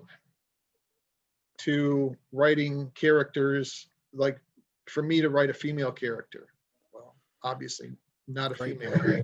How do I write a realistic female character? Most men are terrible at it. It's like a running gag in social media. Juliet walked into the room with her great heaving breasts. It's like, that's how a guy writes a female character. It's like that. No woman would write that. That's a porn. Not even a lesbian woman would write that. Guys are stupid. We don't understand women. If I understood women, I'd write that book and I'd be talking to you from one of my yachts. Yeah. But you just, in that case, like you said about the point about the crossbow or the bow and arrows, you just have to do your research and pay attention and study people and get outside your comfort zone and have experiences that are different. I'm lucky. I've met all, and the older you are, the more this happens, usually, unless you never leave your small town. You learn more about the world and different people and what they think and how they feel. Some of my best friendships are with women. I've been married for 32 years, so I know that one pretty well. She's not in the book. I'm not suicidal. But, you know, Bob Fajardo is my hero of my story. He's a veteran Puerto Rican cop. Not me, not a cop, not Puerto Rican. You know, John Curley's big hulking black dude is his partner. I'm obviously too pale to be black. The third character in among the cops is M. Sullivan, who is a fiery, foul-mouthed, red-headed Welsh woman who's actually going to be my MC for the rest of my books. She's based on a few people, a few women that I know, but she has my sense of humor. It's all inappropriate sexual humor. I gave her that. But the rest is she's a conglomeration of women I know. And there's the bad guy I had to base on people I've read about because I fortunately don't know anyone like that. But yeah, I worked hard to make the characters real people, very different. There's 4 cops on the team that Fajardo runs trying to catch this guy, and they're 4 very different cops. There's Curly, who's kind of, I think I put it, he's a stand-up comedian in the body of a linebacker. Yep, exactly. It's like this big, hulking, intimidating guy, but he's really just kind of got this weird, ironic sense of humor. Fajardo is this fiery, short-tempered, fearless, badass cop. I just described Sullivan. The 4th member is Karen Harrell, who's a veteran female cop who's not likable, although I didn't make her like a stereotype villainous character. She's not their kind of cop at all, and the readers hopefully don't like her. And it's funny that I named her Karen well over a year ago before this whole "okay Karen" thing started in social media. So yeah. You think that was deliberate. Oh, he called her Karen, she must be a bitch. Like, no, she is a bitch and she is named Karen, but I just was unknowingly ahead of the curve on that. That happens sometimes with things. That's funny. Not long ago, I was watching a horror movie from the 50s called The Haunted Strangler with Boris Karloff. Love Karloff. And it's about this guy who's strangling all these women. And one of the victims, one of the women, and it happens to be the one they refer to over and over again in the movie, is named Martha Stewart. Poor Martha Stewart, strangled to death in her bed. And I'm sitting here laughing because it's funny, because I think picturing Boris Karloff strangling Martha Stewart while she's arranging flowers or something. And they couldn't have foreseen in 1959 that was going to be funny. It kind of undercuts the film. Again, like Mary Shelley with the womb thing, it's not her fault. Not their fault. They called her Martha Stewart, but it's funny. So names can come back on you. I had a problem with this book when I had to create a secondary character or just refer to an eyewitness or come up with a name for something. I was like, oh, what do I call him? You know, if I call it Jack, my friend Jack's going to think, oh, it's about me. That character's horrible. Why do like, no, it's not about you. I just needed a name. So I made a conscious decision and I posted it on social media. I told my friends, I'm like, look, I need names for some of these characters. So don't be surprised if you show up in my book. And a lot of the names you see in the book are names of people I actually know. The killer's next door neighbor is my friend Leroy. I told him, I said, you're the luckiest guy in this town because he's not going to kill his next door neighbor. That would be too close to him and it would, it would look bad. The cops would suspect him. So you're safe. Everybody else in town is going to, on the murder list. But a lot of the other characters are people I know. It's kind of a little in joke when they read it. Oh, I'm in this book. One of the characters dies. And I didn't mean for him to, it just kind of happened. And I actually called up my buddy and said, hey, bro, is it okay if I kill you? Yeah, I guess kind of wrote your character to be in the background, but I kind of need him to die to serve the story. He's like, yeah, I'm dead anyway, sure. Yeah, he was good about it. So I don't want to offend anybody I put in the book. So I called to make sure he was okay with dying. And luckily he was a good sport about it. So he gets to read about his death when he reads the book. That's funny. I can't say that I really got like names because again, it's that whole thing. What I more did was kind of take quotes and things from a person. One of the characters, Alice, that I have is I at first was almost scared to because I had thought about this, like I had thought at the idea of Allegory of the End for a while. Mhm. So when I went down and like started writing, I got a little bit scared because that's when the whole Me Too movement was starting to like pick up. Right. Because I had written Alice to be the girly girl in the party, right?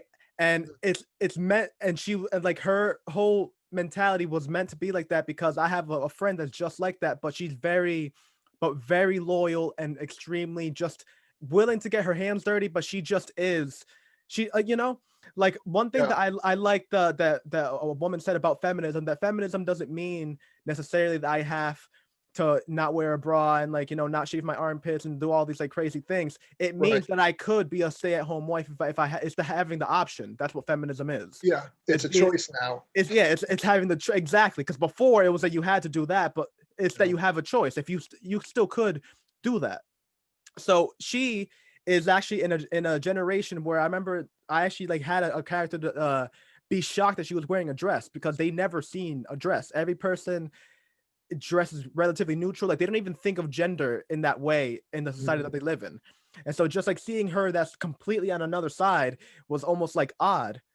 But as the story progresses, she just kind of, I can't say like dumps it, but she kind of, I can't say that like sees the errors in a way, but sees another method and kind of goes towards that. And Right. so Yeah. That's a concern. yeah, and Yeah. I remember I had like a concern over that, but then I realized I'm like I can't be scared because this she's a copy. She is a copy of my best friend who's exactly like that. The very first time I met her, she was dim-witted, very smart, and like very there, but just like that was her attitude. That's how she liked to do it. And then as we grew up together, as we like became like better friends, she just became a crazy go-getter, crazy ambitious, just like, and I love seeing that progression. I thought it would be awesome to see that progression in the character. Yeah. That's important. And that's a concern with whoever you are. Well, you know, it depends on who you are, what you can do and say, and what kind of characters you can create. I'm a middle-aged white heterosexual male. I'm everybody's bad guy. So if I'm going to write a book about two young lesbians in love, I better do my homework and they better be realistic. And I want to avoid stereotypes. And that was something I thought about with this book. With the main cop Fajardo, my hero. He's Hispanic and he's short-tempered, and I'm aware that that's part of a stereotype, that Hispanic men are short-tempered. But I don't think anyone read the book and think that. He's a well-rounded character. He's got a lot going for him. He's not just some guy out of a Telemundo soap opera.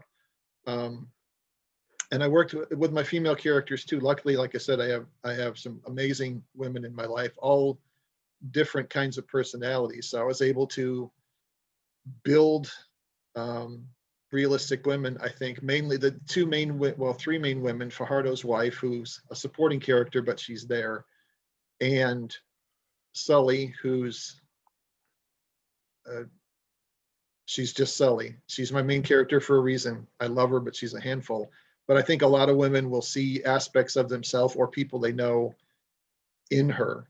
And most of everyone should be aware that 85% of your readers are female. Doesn't matter what kind of books you're writing. If you're writing Westerns, 85% of your readers are female. So if my lead character is going to be a female, she better be realistic and she better be someone that they can get behind. And I also, but you can't be paralyzed into limiting yourself unreasonably by being politically correct. I'm not saying with the character Fajardo that Hispanic men are short-tempered. I'm saying this one is. What are you going to argue to me that none of them are? Yeah.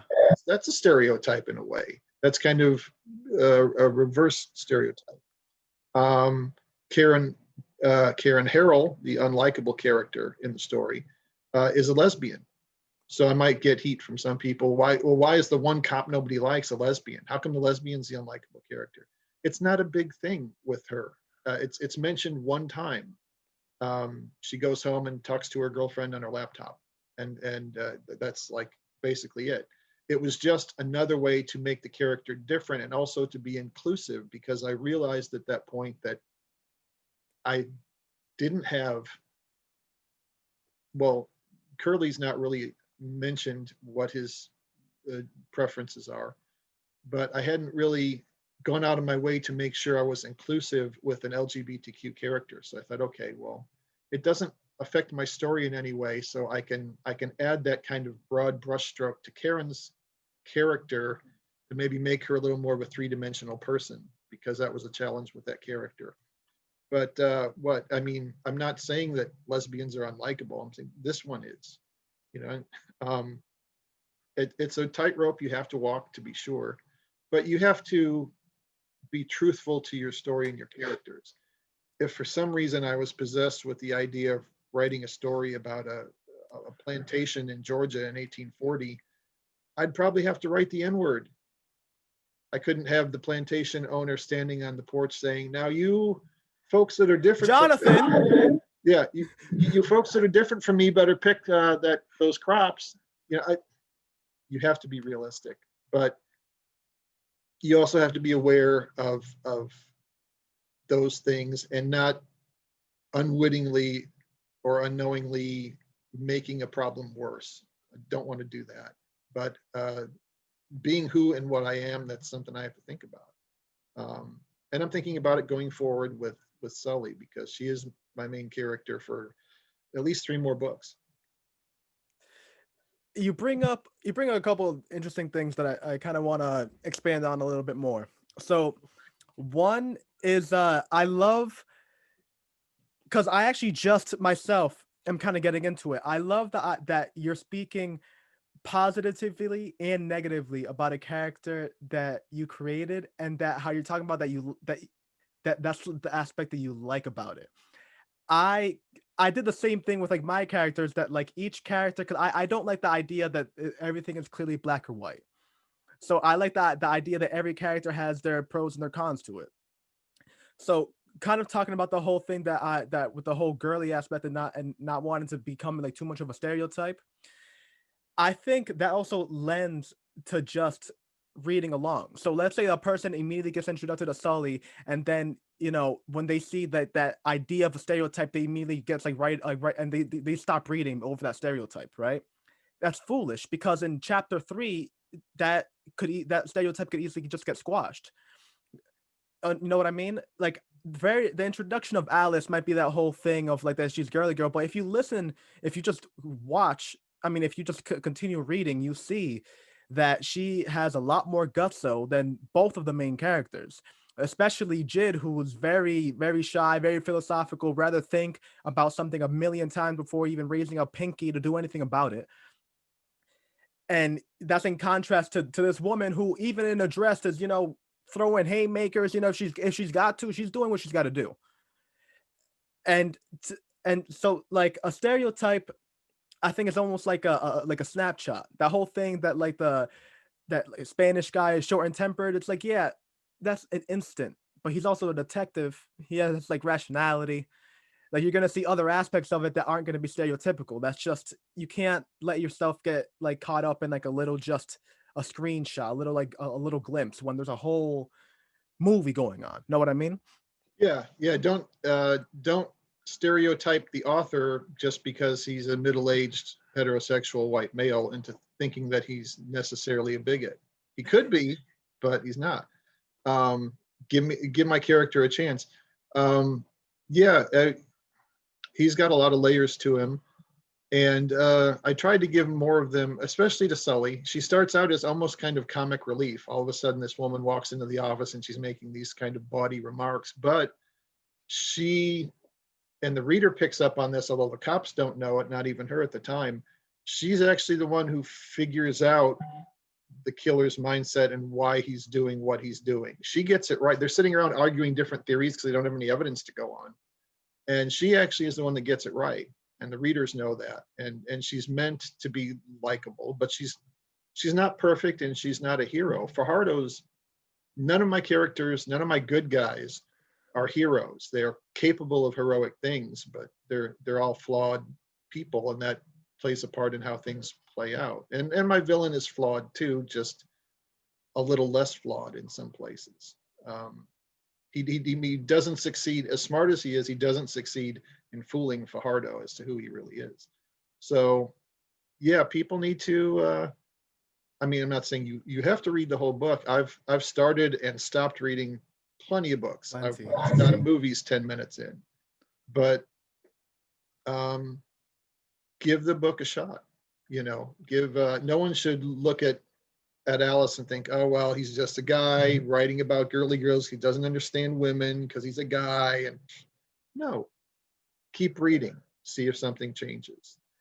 Yeah, especially the contrast, because you have Rhea, who is the yeah, I was raised by women, my mom, my sister, and that character is 100% based off of them. Just that whole attitude of like, hey, listen, this was going on.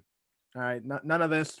We're doing this. Just very, very strong, very empowered people. Just inspirational. That's what Rhea kind of is. So you have that the contrast of that, and then how it just continues on into the story, and even then, you write what you know. Know what I mean? You can't help. Yeah, for as much as I want to write and be as inclusive as possible and make sure that I'm not offending anybody, I mean, I have my genitals are the plus sign, not the negative, or whatever. Right. With the circle, with the pointing left or right. I don't know.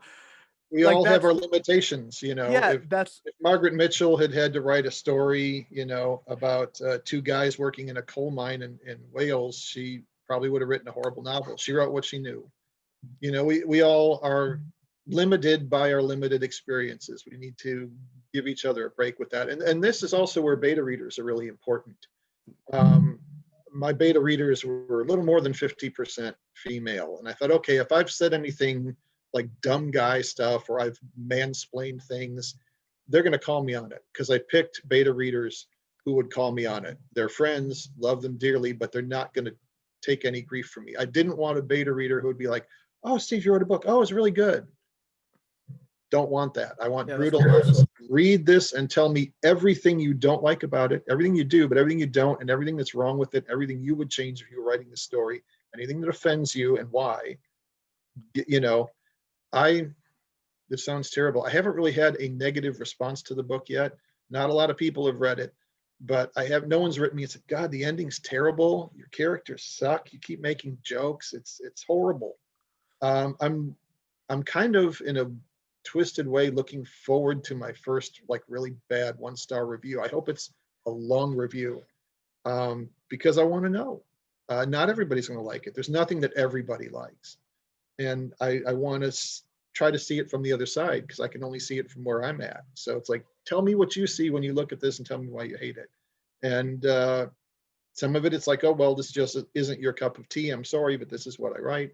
And some of it will, be, okay, I get that. You're right. That needs to be changed or fixed or deleted or whatever. Going forward with the next book in the series, like I said, Sullivan's the main character. Her partner is a young guy who's homosexual, and it's not, he's a homosexual who happens to be a detective. It's an aspect of his character, but he's not stereotypically gay in any way. I don't think. My beta readers will tell me. I know a lot of gay men, and they're just like, everybody is just like everybody else. I mean, there's different types of people. I know a young black female Trump supporter. It's a stereotype that all young black women are anti-Trump supporters. I'm like, okay. And I told her when I met her, I'm like, you're like a unicorn. There's, it's hard to get a sighting of beings like you. But like, cool, tell me what you think and why. I want to know, because I want to know everybody's experience. It helps me to create characters. But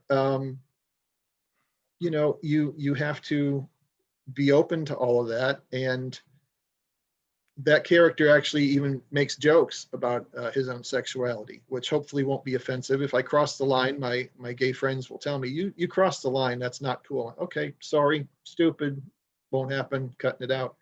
But what? Gay people don't have a sense of humor about being gay? Most of them do, that I know. A lot more than you would think. Yeah, so I'm trying to create a realistic 3-dimensional gay character. It's one of the two gigantic challenges I've given myself in the second book, and God, I hope I'm up to them or it's going to suck. But got to do something different. I don't want to just retread the first book. Man, I gotta tell you, I love that feeling of, we were talking about of the 1-star review. I love that feeling of getting grabbed by your ankles and just getting all your lunch money shaken out. Like Yes. there's nothing better than that feeling. I recently made a short story, which is as I'm writing, I like knocking out short stories that are within the universe, just so I can have like a quick little thing that I'll, because like I said, I don't really do serializations. I'm more just like the novelist, like cranking them out as you know, as time permits. Whereas the short stories are, I kind of view of like the way of like, all right, here's a quick little bump, so until I can get the next book out to you, right? Right. So I wrote this a short story for Halloween that was kind of from the point of view of the antagonist of Allegory of the End, and it was just a completely different view, and I was really proud of it. I thought it was like really well, really took like the themes that I wanted to convey and just like did it well. And then I sent it to I was talking to I was setting up an interview with another author, and same situation. It was like I was like talking about his writing, and I was like, oh, this is phenomenal. And it was like, oh yeah, do you have anything that I could like read off yours? And I was like, oh yeah, sure. And then he sent it, and then he was like, oh yeah, I just read it, it was like really good. I took a couple notes, do you want to see the notes? And he was like, yeah, sure. He sent me 3 pages. Wow. 3 pages of notes. And Wow. at first it was like that heart sinking feeling. It was like, ah, there's my heart in my shoes. Yeah, I And suck. then it's like, why do I try Right. anything? What was I thinking? You go and take a shower, you're just looking down. Yeah. What do I do? But then it's like the immediate, like, you know, a smiling ear to ear thing. It's like, oh, wait a minute. I can now use this to be better. Because as you're reading it, he's like, oh, yeah. No, yeah, dude, 100%.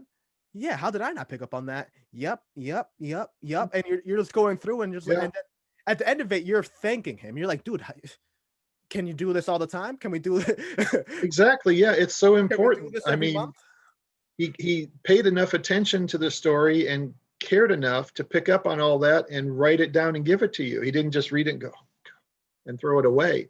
You know, he that's so valuable. It's like beta readers are like your scale if you're on a diet. You know, if you're wondering if maybe you ate too much the day before and you get up on that scale, the information you get from that scale is the data you need to know what to do next. You know, if you're up 2 pounds, it's like, okay, No McDonald's. I know what I need to do next. You know, it's not great. It doesn't feel good, but see it for what it is. This is information you have to continue moving forward. And that criticism is so valuable. I mean, if someone leaves me like a 1-star review and doesn't say anything, I'll be like, what was it? Just tell me, please. That's the worst. Yeah, so that's great that you got that, but yeah, that feeling is just, we're all so insecure. It's so much easier to believe the bad things about yourself than the good things about yourself. You can have 10 great reviews, and the one you'll remember is the guy that didn't like it. So Deeply. it's just human nature. Yeah, I mean, like, crazy tangent, but it's kind of like a funny story. One of the things that I think back on frequently in my life was like, there was like this girl that like she hit me with like a diss in college, and I myself, I don't even feel hurt about it. Like, I even thinking back on it, I was like, man, she got me. It was like a comedian taking out a heckler, you know what I mean? It was like, my god, she Yeah. got me so good. And what it was is that I was pretty like overweight when I was in college. I was like 200, like 50 something when I was like as like a freshman sophomore. So I was in my dorm without my shirt on. And this girl comes in, soccer player, you know, like really athletic, and she's friends with my other friend who's like my dorm mate, who ended up being the person that I lost connection with, and then being that Okay, same right, so guy. that whole person. So she comes in, and we're all pretty friendly at this time. There wasn't like any level of thing. It was still the beginning of the year, and I have like without my shirt on, and she just looks at me and she goes like, "Man, why does Angel's nipples look like a rotted lemon at the end of the fridge?" And I remember I just like we had a lime in the fridge, and like I picked it up, and like you know what I'm talking about when it's all Oh brown God. and Yeah. puffy. And I remember I Yeah. looked down at mine and I was like, Jesus Christ, she got me. I just started cackling. Like the three of us just started cackling. I was like, oh my God. She listen, I think back on that every single time I have my shirt off, I'm looking at myself in the thing, I'm just like Yeah. lemon. That was. Lime. That will stay I with me hate. forever. Yeah, I hate to be the bearer of bad news, but someday when you're like 46, you're gonna get out of the shower and look in the mirror, and that's the girl you're gonna be thinking about, not the girl you're married to, nothing else. That's what's yeah, that stuff stays with you. Oh no, I know. But I it's wrote a funny. yeah, You know, you gotta take it in that sense. I think about it more of like, man, she got me. She got me like nobody else got me. Like when I think yeah, of like ultimate disses, she's like up there. She's like she got me with a yo mama joke or something. It's like up there. It's like, oh yeah, she yeah, destroyed. it's you can't fight the truth. And Yeah. I always say life is too short to be taken seriously, and it's too long to be taken seriously. Or as Vincent Price put it, life is a joke, and the joke's on you. Yeah. Um, yeah, that will stay with you. I wrote a short story recently. It's only like 3 pages, but it's about the first girl I ever asked out, and it didn't go well. But it was. I'm not a big fan of the romance genre because of that Hollywood happy ending thing. Me too. People say, "What's like your favorite romantic movie?" I'm like, "The Remains of the Day." They're like, "Oh my God, that's so terrible, so depressing. It's so sad." I'm like, it's I understand it. I get it.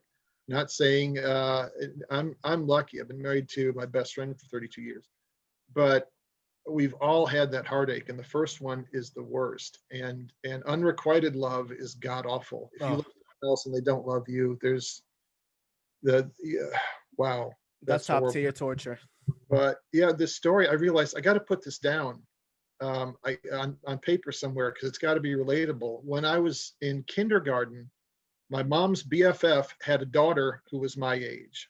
Um, I'll call her D, just to have a name to use. And we had all our like play dates and stuff together, and D and I were pals. This tiny little redheaded girl covered in freckles, like she'd been shot with a shotgun pellet full of freckles. And we did everything together. And we went to kindergarten together, sat next to each other in kindergarten, drew pictures, teased each other, giggled. We were buddies, nothing romantic. We're 5. We don't even comprehend that yet. But after kindergarten, we went to different schools. And our moms apparently lost touch, whatever. I don't know if there was a problem. It doesn't matter. But didn't see her again. 8 years later, 9 years later, I'm 14. I now have a completely different interest in girls and haven't thought about Deanna since fifth or kindergarten, since I was 5. So I get a job delivering newspapers. So my first day, I've written out all these little cards. Hi, I'm Steve, your new paper boy. Here's my phone number.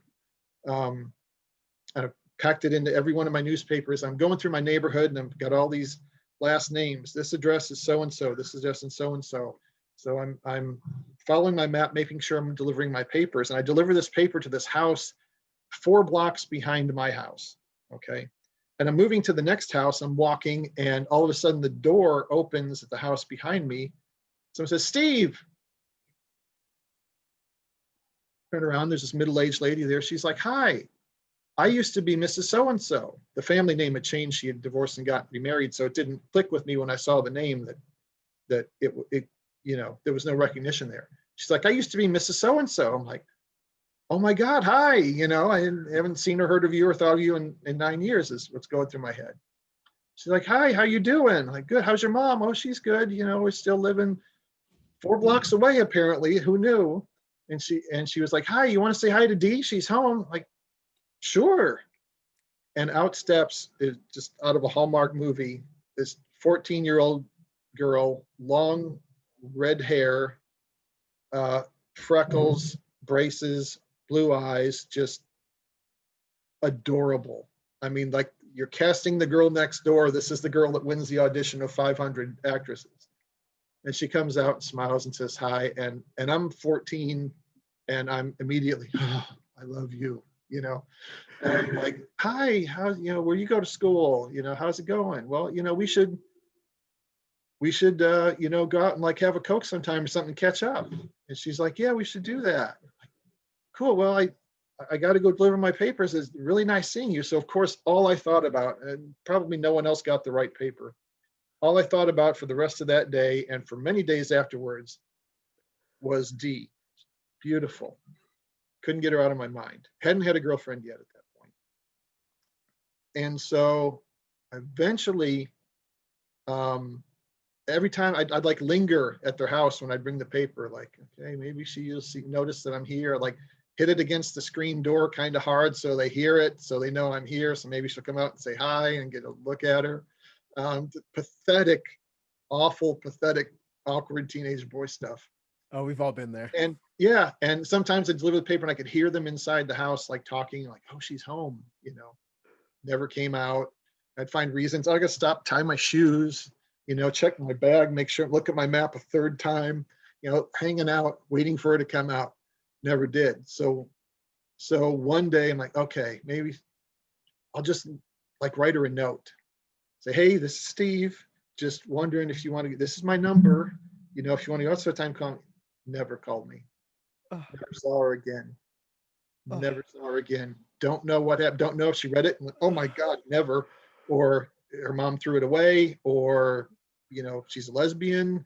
I don't know. I still don't know 40 years later why I didn't even get just a, yeah, I'm sorry, I'm seeing someone, or I don't like you, or nothing, no resolution, which is almost worse than getting dumped. Yeah.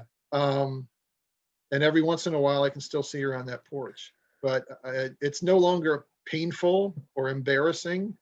It's just kind of this bittersweet little childhood memory. I think a lot of us have those. So I'm like, yeah, I got to put this on a story. And I actually, epilogue to the story, I actually went to a social media site, I won't mention which one, and searched her. I thought, well, she's changed her name. She's been married or something. No, her name hasn't changed. Lending slight support to the lesbian theory that I consoled myself with for a few years. Like, okay, I got to see her picture. I looked at it, there's this, it was her, because there were like 6 women with the same name. Like, okay, which one is her? And there's her picture. Is this 54-year-old woman with long red hair, covered in freckles, beautiful smile. Like, oh, she looks, you know, pictures of what I assume are her grandkids. Looks happy, looks healthy. And I thought, a messenger? No, what's the point at this point, you know? But cool, she's still around and she looks like she's doing okay. So we all have that stuff. And I think those kinds of things make good stories.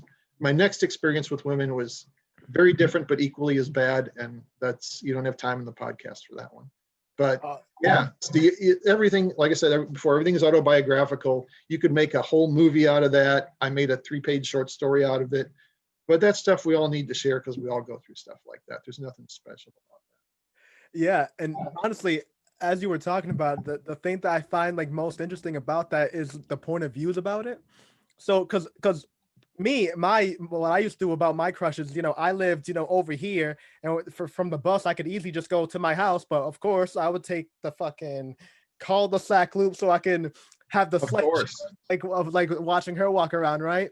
Yeah. And in your head, you think it's no problem, innocuous. Like, I was like, oh yeah, I'm just taking a little bit longer. And then it wasn't until I got older that she's out. That I'm thinking of her looking outside her window, like this fucking kid again. Oh yeah, again. Yeah. There's a fine line between ardent admirer and creepy stalker. Yeah, and like I remember like there was a comedian that was talking about that it has to do with like look. Because like if I was like looking like Brad Pitt and doing that, then I'm like some type of hero on a horse. But I was looking like me doing that. It was like, yo, who's this guy? Yeah. Can we call the cops? Is that a thing? He's not 18 yet, but I mean, he will be, right? Yeah, exactly. I saw a meme on social media that was when 50 Shades of Grey hit. Oh God. Oh God. You know, someone pointed out, you know, if Christian Grey had lived in a trailer on welfare, this would have been a horror story and not a erotic thriller that housewives would go crazy for. But it's like, yeah, it's unfortunately we all learn the hard way, some of us, that looks do matter. But yeah, it's funny. That's men and women are different creatures, and unfortunately for us, They're far more sophisticated and complex and smart than we are. So we're really at a disadvantage from the word go, which is how I think so many guys lose their minds. Yeah, definitely. You actually kind of glazed over it when you were talking about the whole thing that most of the writers, most of the readers are women, are female. Oh yeah. One thing that I was looking up a statistic about that somebody brought up, and it blew me away on how 100% correct statistically this guy was. And he was saying that every great movie was directed by a man but edited by a woman. And he was talking about that, like, a guy has like the possibility of, like, dumping up some crazy stuff on it, but it takes a woman's touch to go in there and be like, no, yeah, these scenes are not needed, this, and like actually bring it together into a full story. Because even from a writing aspect, editing is 80% of the battle. You know what I mean? Oh God, yeah. Writing is, you're putting up a story, but editing is fine tuning with a scalpel and going in there and making, Dave out of Marvel. So, Yeah. like, women just have that insane touch to just zero in and just, carve out, like, oh, this not necessary, this is good, and just go into that. It blew me away with how on the money that statistic was. That's true. And now more and more with less sexism in Hollywood, you've got some fantastic female directors and producers and writers who are getting seen. Phenomenal. I Elizabeth recently, Banks. oh yeah, I'm so. In fact, I when I create a name for a character that's not based on somebody I know, I knew Sullivan was going to be my main character for 3 or 4 books at least. So I'm like, okay, I got to give her a good name, but not something that's just goofy, And I thought Emma Sullivan. My daughter's named Emma. She's got red hair, so I thought, okay, she's a red hair. Go Emma Sullivan, and my daughter will think it's cool. Well, there's I think an actress or a producer named Emma Sullivan. I googled it to make sure it wasn't taken. Like, oh, it's taken. So I changed it to Emmeline Sullivan. But yeah, there's so many. You're getting so many different voices now in film and books and music, not just women, but all sorts of people from all around the world. If you haven't read a Salman Rushdie novel, you should. The guy's brilliant, and it's so good. It's a buffet. Do you want a buffet with 3 things on it or a buffet with 100 things on it? You may not sample more than 10 things, but I like having the choice. Yeah. I watched recently because I'm catching up on movies that I didn't have time to watch when I was working more. I recently watched I Smile Back with Sarah Silverman, which is based on an Amy Koppelman book. And now I want to read the book. And it was such a good movie and such a good story. And I thought, only a woman would have had the insight to tell the story and not have it be something kind of sleazy, melodramatic. There's so many nuances of character and her motivations and the things she does and the reasons she does them. Only a woman would have picked up on it. Very few men write realistic women. I think Sullivan's a realistic character, but I'm writing pulp crime fiction. I'm not writing some epic drama. Larry McMurtry writes great women. That guy clearly understands women better than the rest of us, but it's a struggle to write anybody that's not like you. That's why it's so important that we learn more about each other and keep talking to each other, which doesn't seem to be as common an attitude as it used to be in America. Hopefully it will get more common. Yeah, definitely. So learn from people. Yeah, Sarah Silverman is a powerhouse. She's fantastic. Powerhouse. Fantastic. She's one of my favorite. Well, I have to admit she's a celebrity crush. It's not why I watched the film, but I'm like, okay, dramatic actress. She's already a great comedian. I got to see, what her acting is like, and she just blew it out of the water. Yeah, I was gonna say that she's in that weird space where she is 100% vetted and extremely capable in her field, but is also incredibly attractive. You know what I mean? Yeah, Incredibly absolutely. attractive. Like, she could have easily made it on just the laurels of her physical appearance, but she is an amazing stand-up. And like, I'm really into stand-up in the whole, like, comedy scene, and like the going through the tours, like going through like the touring is like a thing that's known, that's like looked at as being, as like getting your, it's kind of like the whole cops of like working in where you're talking about that all the cops like the old city hall, because that's where they got their bones. That's where they like learn to like really become a cop, as opposed to this new architecture that's like all fancy and like made to the highest extent. It's kind of it's kind of like that same thing with like comedians that like, yeah, there's like that guy that got popular off like an Instagram thing, and now he's, you know, headlining some shows. Yeah. But then they really respect that guy that was eating, that guy or woman, of course, I'm sorry, that were eating his or her balls and just eating shit in front of crowds day in and day out for years and years, until they understood until they got the confidence and built their stage presence to be able to do that. And Sarah Silverman did that. She did that with the greats. She was coming up at the same time as Dave Chappelle. They were in the same class together. You know what I mean? Exactly. Yeah. She got her stripes, and she did it the right way. And then on top of that, she's also just like this crazy attractive. I mean, she's a crush on. She's definitely. I have a huge crush on her too. It's insane. Yeah, terrific movie, terrific talent. You have to wonder, when she starts like writing and directing stuff, how great that's going to be. If you've got more life experience at doing what you do in front of people, especially something where you get it as immediate a response as stand up, you have to get better or you die. The bands that have, driven their van around the country playing bars for 10, 20 years are probably better musicians and better at writing songs than people who, not knocking them because I like some of it, who just sit at their computer with a bunch of programs and a synthesizer and put out CD after CD, and it's just them and they've never played a live show. There's some of those people I really like. They're really talented, and I love that the technology exists, that people can do that now. It never used to be that way, but there's no substitute for experience. And that's where you talked about me being a veteran. I almost burst out laughing at the beginning when you said it, because I'm like, I'm not a veteran writer. That's for, I mean, not a novelist anyway. I've written, but we're all life veterans, and stories, no matter what kind they are, ultimately about life and people, whether they're werewolves or banshees or whatever. They've got to be relatable. So hopefully my cops are relatable, and hopefully people will like Sullivan, because she's going to be around for a little while. Yeah, it's actually, I saw the face twinge when I said it, which is why I wanted to like make sure to reiterate and to kind of describe what I was saying, because I did do my homework. I have to make sure, I have to make it seem that I don't, so you really go in and kind of describe for the people that are listening and don't. But I definitely went in and made sure that I knew what I was talking about before coming in. Oh, I didn't doubt that at all. It just caught me off guard.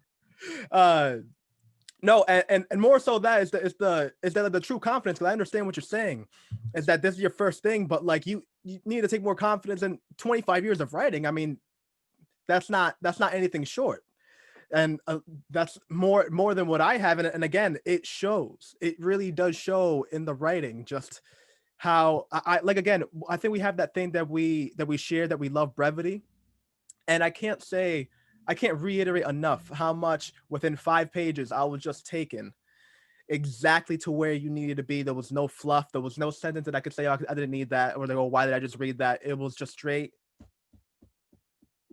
And there's nothing more I love. What got me into writing, what really inspired me to kind of like go, was like, oh, you know what, maybe I could do this, is Hitchhiker's Guide to the Galaxy. I'm old enough that I remember that when it was a new thing. My God, in 210 pages, this man takes you to the universe and back. It like to the point that it makes me think of sci-fi in that sense. Like when people start talking about like, oh, my new sci-fi is 100,000 words. It's like, dude, what are you talking about? Yeah, only if you need it. If you need them, you need them. If you're gonna write The Stand, okay, you need 1,000 pages, but not every story needs that. It makes me think about, because anytime that I start getting like too like prose heavy, it makes me just like think back, like, who are you? Like, this man in 200 words, not even in 3 paragraphs, would take you to like the improbability drive at least twice a week. I think about that twice a week. Yeah. Well, the first book, you get that little prologue at the beginning of, this planet, there's beings who still think digital watches are cool. that whole thing, first, I remember when I first got the book, the first one, back when it was new, just I was hysterically laughing by the bottom of the first page. I thought, God, this is going to be wonderful. And it kept up. And yeah, it's brief, but there's, like Philip K. Dick, there's 5 novels worth of great ideas in that one book. And he sustained it for, I think there were a total of 5 books. The last one was great, but the first 4 were pretty darn good. And Phenomenal. oddly enough, did you read the Dirk Gently books? No. Okay. I did. I know what you're speaking of, but no, I didn't read them. Well, the whole premise of Dirk Gently's whole thing is that everything is interconnected, and it's true. And I'm gonna demonstrate that right now. It's funny that you bring that up, because I watched recently the Dirk Gently BBC series that ran for 2 seasons, where they kind of took the ideas of the Adams novels and went in a different direction with them. But I watched them, and one of the characters who's a male in the book is played by a female actress who I'd never seen before, Fiona Dourif, Brad Dourif's daughter. Brad Dourif, best known for One Flew Over the Cuckoo's Nest, and he's the voice of Chucky. So everybody knows Brad Dourif, whether they know it or not. His daughter is an actress. She's in her late 30s, and she played this character who's a holistic assassin. She can't be harmed. At one point, there's like this biker gang that attacks her, and she just wipes them all out because nothing they do can harm her. But she's not good with human relationships because she just kills everybody she meets. So when she meets someone that she does decide, I'm not going to kill you, she has to learn about people and other things beyond murder. And it's a great character, and she does it really well. The point I'm laboring to is that it's all interconnected, because when I mentioned earlier, I have these little fantasies like all writers do. If like, okay, if Amazon buys my book to make it a series, who's going to play who? Oh, I want Andy Garcia to be Bob Fajardo. He'd be great. And I thought, well, who's going to be Sully? She's my main character. And I thought, Fiona Dourif. She's the right age, and she's got red hair. So everything is interconnected. Somehow, you're bringing up Hitchhiker's Guide is connected to my book in a way that neither one of us knew, in a weird way. So, and if Fiona, if you're out there, please read my book. You'll love it. Oh, you definitely will. She's terrific. It's if you get a chance to see that show, it might be on demand. What is it called again? It's hilarious. I actually found it on DVD and just bought both series. So I'm like, oh, this is going to be good. I got to have it. And Corey, oh my God, I've forgotten his last name, from Lord of the Rings. I can't remember the actor's last name. He's very famous though. Corey something or other is the lead character. But it's very good. The BBC actually made 2 attempts at Dirk Gently shows, one that had like 3 or 4 episodes, and then this was a 2-season series. They did one story in season 1 and a different story in season 2 with the same characters. Well worth your time. No, not Corey. Elijah Wood. I'm sorry, not Corey. Alzheimer's. But Elijah Wood is the lead in it, and Sam Barnett and Fiona Dourif, who's terrific. It's hysterical. It's weird. You have no idea where it's going. Right up my alley. Great stuff. Yeah, you'll love it. Well, if I could be honest, I think we really seem to be like on the same page of what we'd like to see in reading, because that first page of Hitchhiker's Guide, the one that caught me was when he's talking about that the people on the planet Earth are so fascinated with the getting and the keeping of these green little dollar bills, but they never notice that the green dollar bills' faces never smile. Yeah, that's really good. Yeah, it was one of those things that when you read it, you like sit back and you're like, wait, what the hell? And you like reread the paragraph like over and over again. And you're like, my God, how am I? Yeah. You want to throw the book to the other side. How am I going to compete? This is done. Yeah. Adams was great. That's another thing. You can't be intimidated out of writing your book by realizing, well, I want to write a sci-fi book, but I'm never going to be Bob Heinlein or Harlan Ellison. So what's the point? You know, you don't have to be the greatest. You just have to be you. And then someone will love your stories. But yeah, Adams was great at that. I remember at the beginning of the first book when he was describing the Bogon ships coming to Earth, and he said something about the ships hung in the air in much the same way that bricks don't. Thought any other writer would have said that hung in the air like a brick or something, which doesn't make any sense because bricks don't hang in the air. Be like they hung in the air in much the same way that bricks don't. God, that's brilliant. That is absolutely brilliant writing. I would never think of that.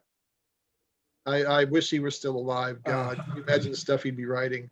Like Poe, somebody who died much too young. And what an interesting life.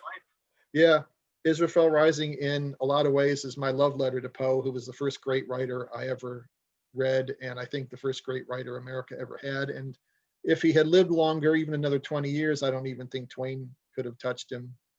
If he'd started doing more novels, he only wrote one, or expanded. They became known for something other than the horror because he created the detective story. He wrote sci-fi before it was a thing. He wrote comedy. If he had been in good health and not been just the unluckiest son of a bitch anybody's ever heard of, most unlucky.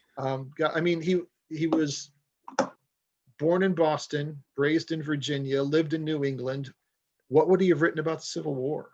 From his unique, he considered himself a Virginian, but he very much had, that New England mentality and mindset as well. What would he have written about it? God, we lost so much when he died, and we still don't even know how and why he died. How ironic that the creator of detective fiction gave us a death mystery we'll never solve. Yeah, I mean, just his life is insane. Mother gets TB. Cousin that he's married, that he married, that was like 14 years old, she gets TB. Aunt that took care of him for like all his life after his mother died, she gets TB, and then he dies from TB. Eventually after. I mean, like, it is, the man's life is just insane. And then he has the 2 days missing of his history. That it was like around the time, ironically enough, that election just ended. For us, that around then people used to do for gerrymandering, that they would literally drug a person. Cooping. District, bring it to another district to make them vote or whatever, like based off like drugs that would mess with your inhibitions and just make you pretty palpable to whatever they want you to do, and they would just drop them off. That happened to Edgar Allan Poe. That's one of the theories that's what happened, that he was drunk and beat up, and he may have died anyway if he hadn't gone. His health was terrible his whole life. He died a Dickensian death in a way. Poverty really is what killed him, because he was the first guy in America to say, I'm going to make a living as a writer, hell or high water. And unfortunately for him, it was hell, because there were no copyright laws. People would just take British novels and reproduce them in America, and the author would get nothing. So he got $10 for The Raven. Even then, that was insulting. He couldn't make a go of it. And he made some enemies in literary circles that didn't help him. But there's nobody else from that era that we're still reading and still talking about who's like a pop culture icon. He in the end, he defeated them all, but he was such a tragic figure. I mean, everything in his life went wrong. It's a tragic story, and he was so brilliant, and I fell in love with him when I started reading him. And that's why I say the book is, the killer in the book, for those who are watching who don't know, is recreating murders from Poe's stories, and the police are trying to figure out why. And so you get a lot of Poe in the story. Sully goes to the Chicago Library to learn more about Poe and what he wrote and why, and you get more that way. It's my book's a love letter to Poe, definitely. So what was your first Poe? I think my first Poe was Cask of a Montague, and then what was it called? The Old Man's Eyes? Is that what it's called? The one Telltale Heart. Telltale Heart. How could I forget that? The old man with the vulture eye, who is one of the murders that's recreated in the book. And the more you know about Poe, the more you will pick up on a Easter egg I lay in the first book that cracks open in the second book. And there's little hints and things that are in there just for fellow Poe fanatics like me to enjoy. Other people won't notice them. But the Telltale Heart, I think, was the first one, because it was, at least when I was younger, it was like in every high school literature textbook. That's the one they wanted you to read. It's short. Gans. It's perfect in every way. There's very little exposition, and I think everybody likes a good scary story. And it's also open to interpretation. You know, you realize the narrator tells you at the beginning that, you know, they're accusing him of being crazy. But as he talks to you during the course of the story, you're like, okay, he seems like a normal person. But then he doesn't really give you a good reason for wanting to kill the old guy. And then at the end, he's hearing a heartbeat that clearly can't still be beating, that, you know, he thinks the cops hear it and there's no way they can. And you realize that he's a madman. I don't think anyone had done that before. And most of his narrators are unreliable. You really don't know. And he spoke to a lot of just basic human fears, premature burial, which was much more of a thing 200 years ago than it is now. Probably why we have the vampire myth, because they would bury people in a shallow grave who appeared to be dead, and then, you know, Uncle Silas wakes up and crawls out of the ground. He's probably broken his fingernails and covered in blood and looks horrible and staggers through the front door. It's like, oh my God, you know. There's a thought that that could be the origin of the vampire myth, people returning from the dead. It's really, you know, why nail a coffin down? Why put nails in it? Not just grave robbers. You want to keep the person in there. He used the idea of the doppelganger, you know, someone who is your real or imagined twin, you know, the whole picture of Dorian Gray kind of idea from Oscar Wilde. When the narrator kills William Wilson, he dies because that was him. You know, that hadn't been done a whole lot. And even Lovecraft, who's really hot right now because of Lovecraft Country, said he owed everything to Poe. You know, when I read Lovecraft's, I think the first Lovecraft I read was The Outsider. And it ends with you realizing that the monster that everyone sees is the narrator that you've been behind this whole time and assumed was someone just like you. I just ruined it for everybody who hasn't read it, but read it anyway. It's brilliant. I'm sure, you know, again, the idea of the doppelganger, the monster in the mirror, that's still a trope. It's still a thing, and nobody did it better than Poe. So we owe him a lot, whether we realize it or not. Everybody who hasn't read Poe should go read some Poe. Oh, definitely. The thing, I think the first time that my brain awoke to literature was in my freshman English class, Mr. Garganese, and he was really, really into English, and we were going over Shakespeare, Romeo and Juliet. Such So a happy story of young love. yeah, oh dude, yeah, second to none. But what he was going, what he talked about, and it was, and again, I mean, I grew up in the inner city. My head was nowhere in the classroom. So he's over there. I think I was trying to freestyle in the back with my friend Jeremy and Leo. And obviously I'm not going into music, so you can imagine how bad those freestyles were.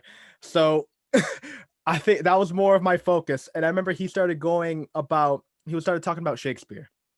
And I will never forget how he said it. He was talking about, you know, a rose by any other name would be just as sweet. And then he started dissecting that. He was like, now think about what he's saying.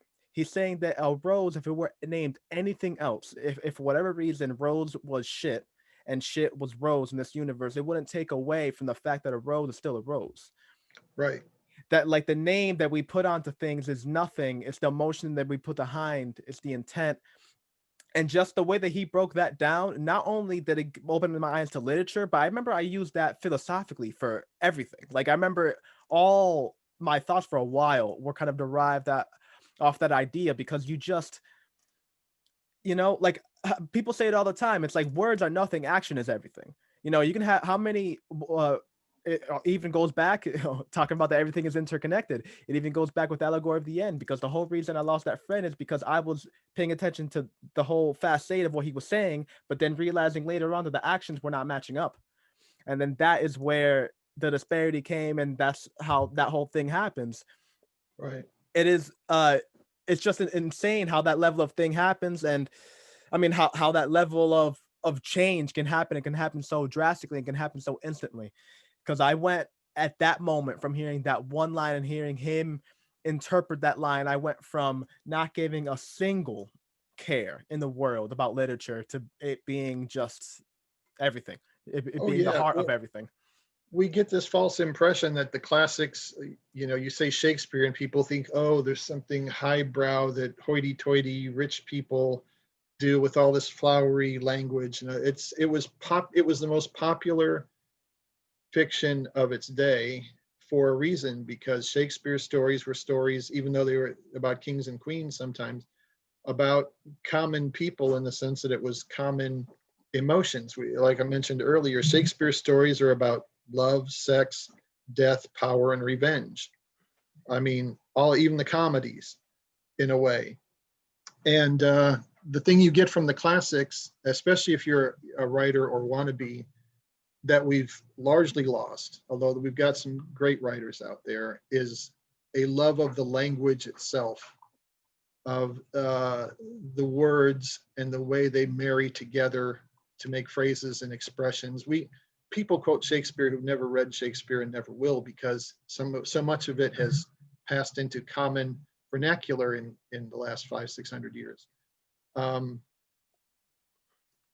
It's something everybody can relate to. If you were to take any Shakespeare show and rewrite it into modern language, people would love the story and love the characters, but you would lose something. That's why you see like a modern dress Shakespeare, like Ray Fiennes' Coriolanus film, which is really good. It's set in like modern day Europe, and the commandos have machine guns and stuff, but he's kept the language, because the language in and of itself is a thing of beauty. You get that from Poe, you get that from Twain.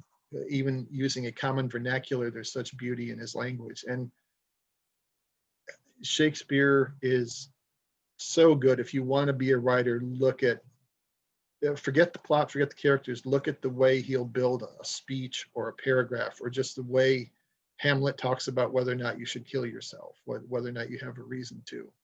And Hamlet's, we're talking about people not being heroes. Hamlet's not a hero. He's not necessarily a good person, but he's a human person, and that's what makes the story interesting. And everything Shakespeare said about the human condition is still true. We are such stuff as dreams are made on, and our little life is rounded with a sleep. It's still true. How many people express it that way, or even try? I certainly didn't try for any flowery poetic language in my little pulp crime novel, because it just would stand out of place like a hubcap on a tractor. But writers should read, and you should read the classics, because they'll make you a better writer, at least tell you where the bar is or should be, and then you can decide how close you want to get to it. No, yeah, definitely. And it's almost weird because Shakespeare is so well known that to quote him is to be like, oh, okay. It's like almost like the beginning levels of like getting into literature, but like he is. I'll never forget the way that the teacher described it. Exactly what you were saying, that there's whole misinterpretation that it's this highbrow thing, but he was explaining that at the time, the kings and queens looked at his plays as like the most grovel level. It would be like any president calling out a comedian for like a dirty joke. It was like that level of. It Oh was like the yeah. kings and queens thought that was the lowest. Like the people that went to the plays, it would be like going to a UFC fight. They're like drunk. They're like, "Oh yeah, show us your titty!" Like yelling at Juliet, "Ah, show us your titty!" You know what Oh I mean? yeah. Like it was complete. It was a nut house, and Shakespeare was not looked at as like this high thespian. He was looked at as any regular director would be today. Yeah, I mean, actors, it's only in the last 100 years that actors are looked at with any kind of respect or regard. Actors were seen as Getting knighted. no better a class of person than a prostitute or a beggar or a thief. When Hollywood started, there were, I've read stories about the beginnings of the film industry out there, and, you'd have hotels with signs in the window, no dogs, no actors, you know, things like that. And not without reason sometimes, but it's always been a low, common, dirty profession, it's, and looked down on by that kind of class system that in some ways we inherited from England. It's like, this guy's good enough to wipe your shoes, but he's not really as a human being like you are, that kind of thing. We need this guy to sing and dance for us, but don't let him touch you, don't let him near your kids. So it's kind of weird that it's now the opposite way, and we look to celebrities for moral and philosophical guidance and things like that. Not necessarily a bad thing, depending on which celebrities you decide to look for wisdom and things like that. But it's completely different than it used to be. And even within the last 120 years of Hollywood, it's Hollywood is it's changing now, but for most of my life, it's been very male centric. The male stars always made more money and they were the lead, and the woman was the girlfriend. But for the first 50, 60 years of Hollywood, the women made the money. They were the stars. They saved the studios with their hits and whatnot. And that's one of the reasons I like noir, is that the women in noir were often the best part. And if you were an actress in the 40s or 50s, you wanted to be in a noir, if you wanted a really good, meaty character who could do stuff and not just be the girlfriend or the wife or the school teacher. You could be a badass backstabbing murderer. Who wouldn't want to be Barbara Stanwyck instead of Deanna Durbin? Yeah. To date myself with a really old reference. You ever seen that movie Brick? It's kind of like a modern era noir. No, but Jordan Gevy Lewitt or how Joseph Gordon-Levitt.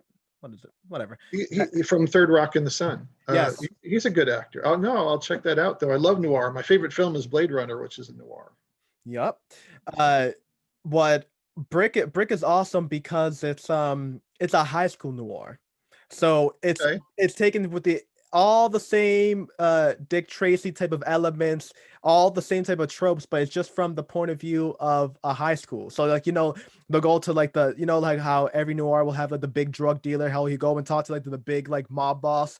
That version of it will be like, a jock that just like runs the entire school. It's really awesome.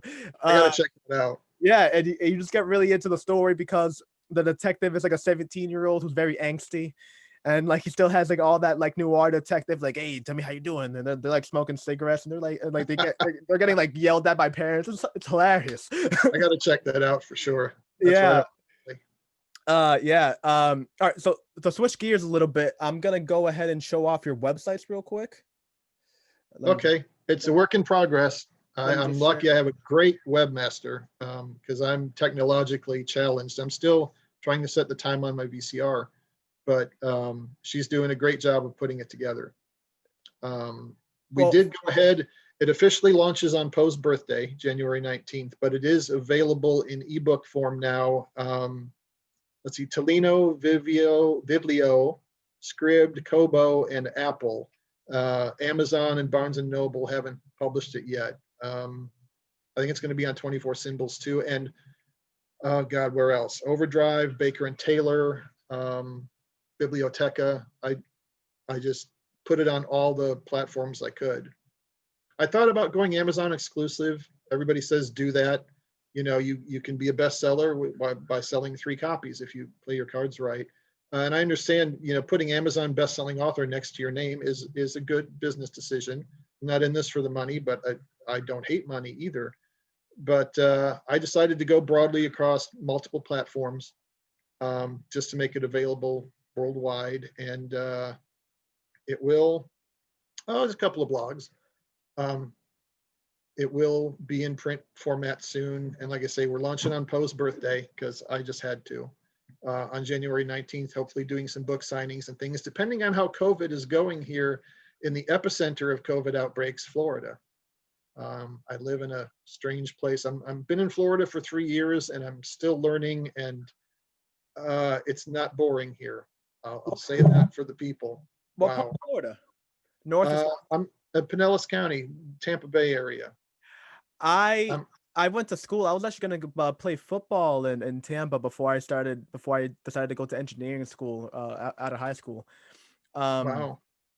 Yeah. Well, I lived in South Florida, Cypress Bay High School, Okay.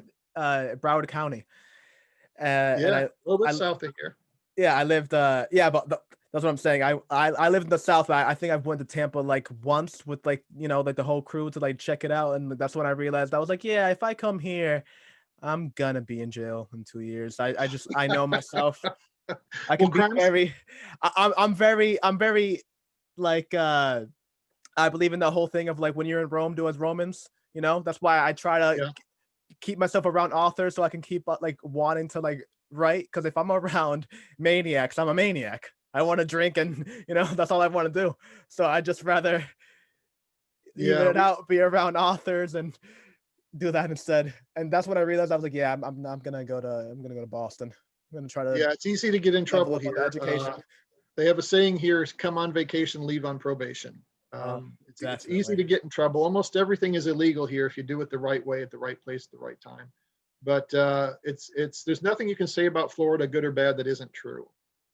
So I'm a transplanted Yankee. I'm like Crocodile Dundee in Los Angeles here, but I'm uh, I'm learning and I'm adapting and slowly trying to fit into my environment. Oh, you found my Instagram. Cool. Um, Uh, and good thing it's I signed. it's an interesting place. I'm hoping I can get to the point where I can write a book about Florida, and I'm actually thinking there are several missing persons cases in this area. One in particular that's really interesting to me.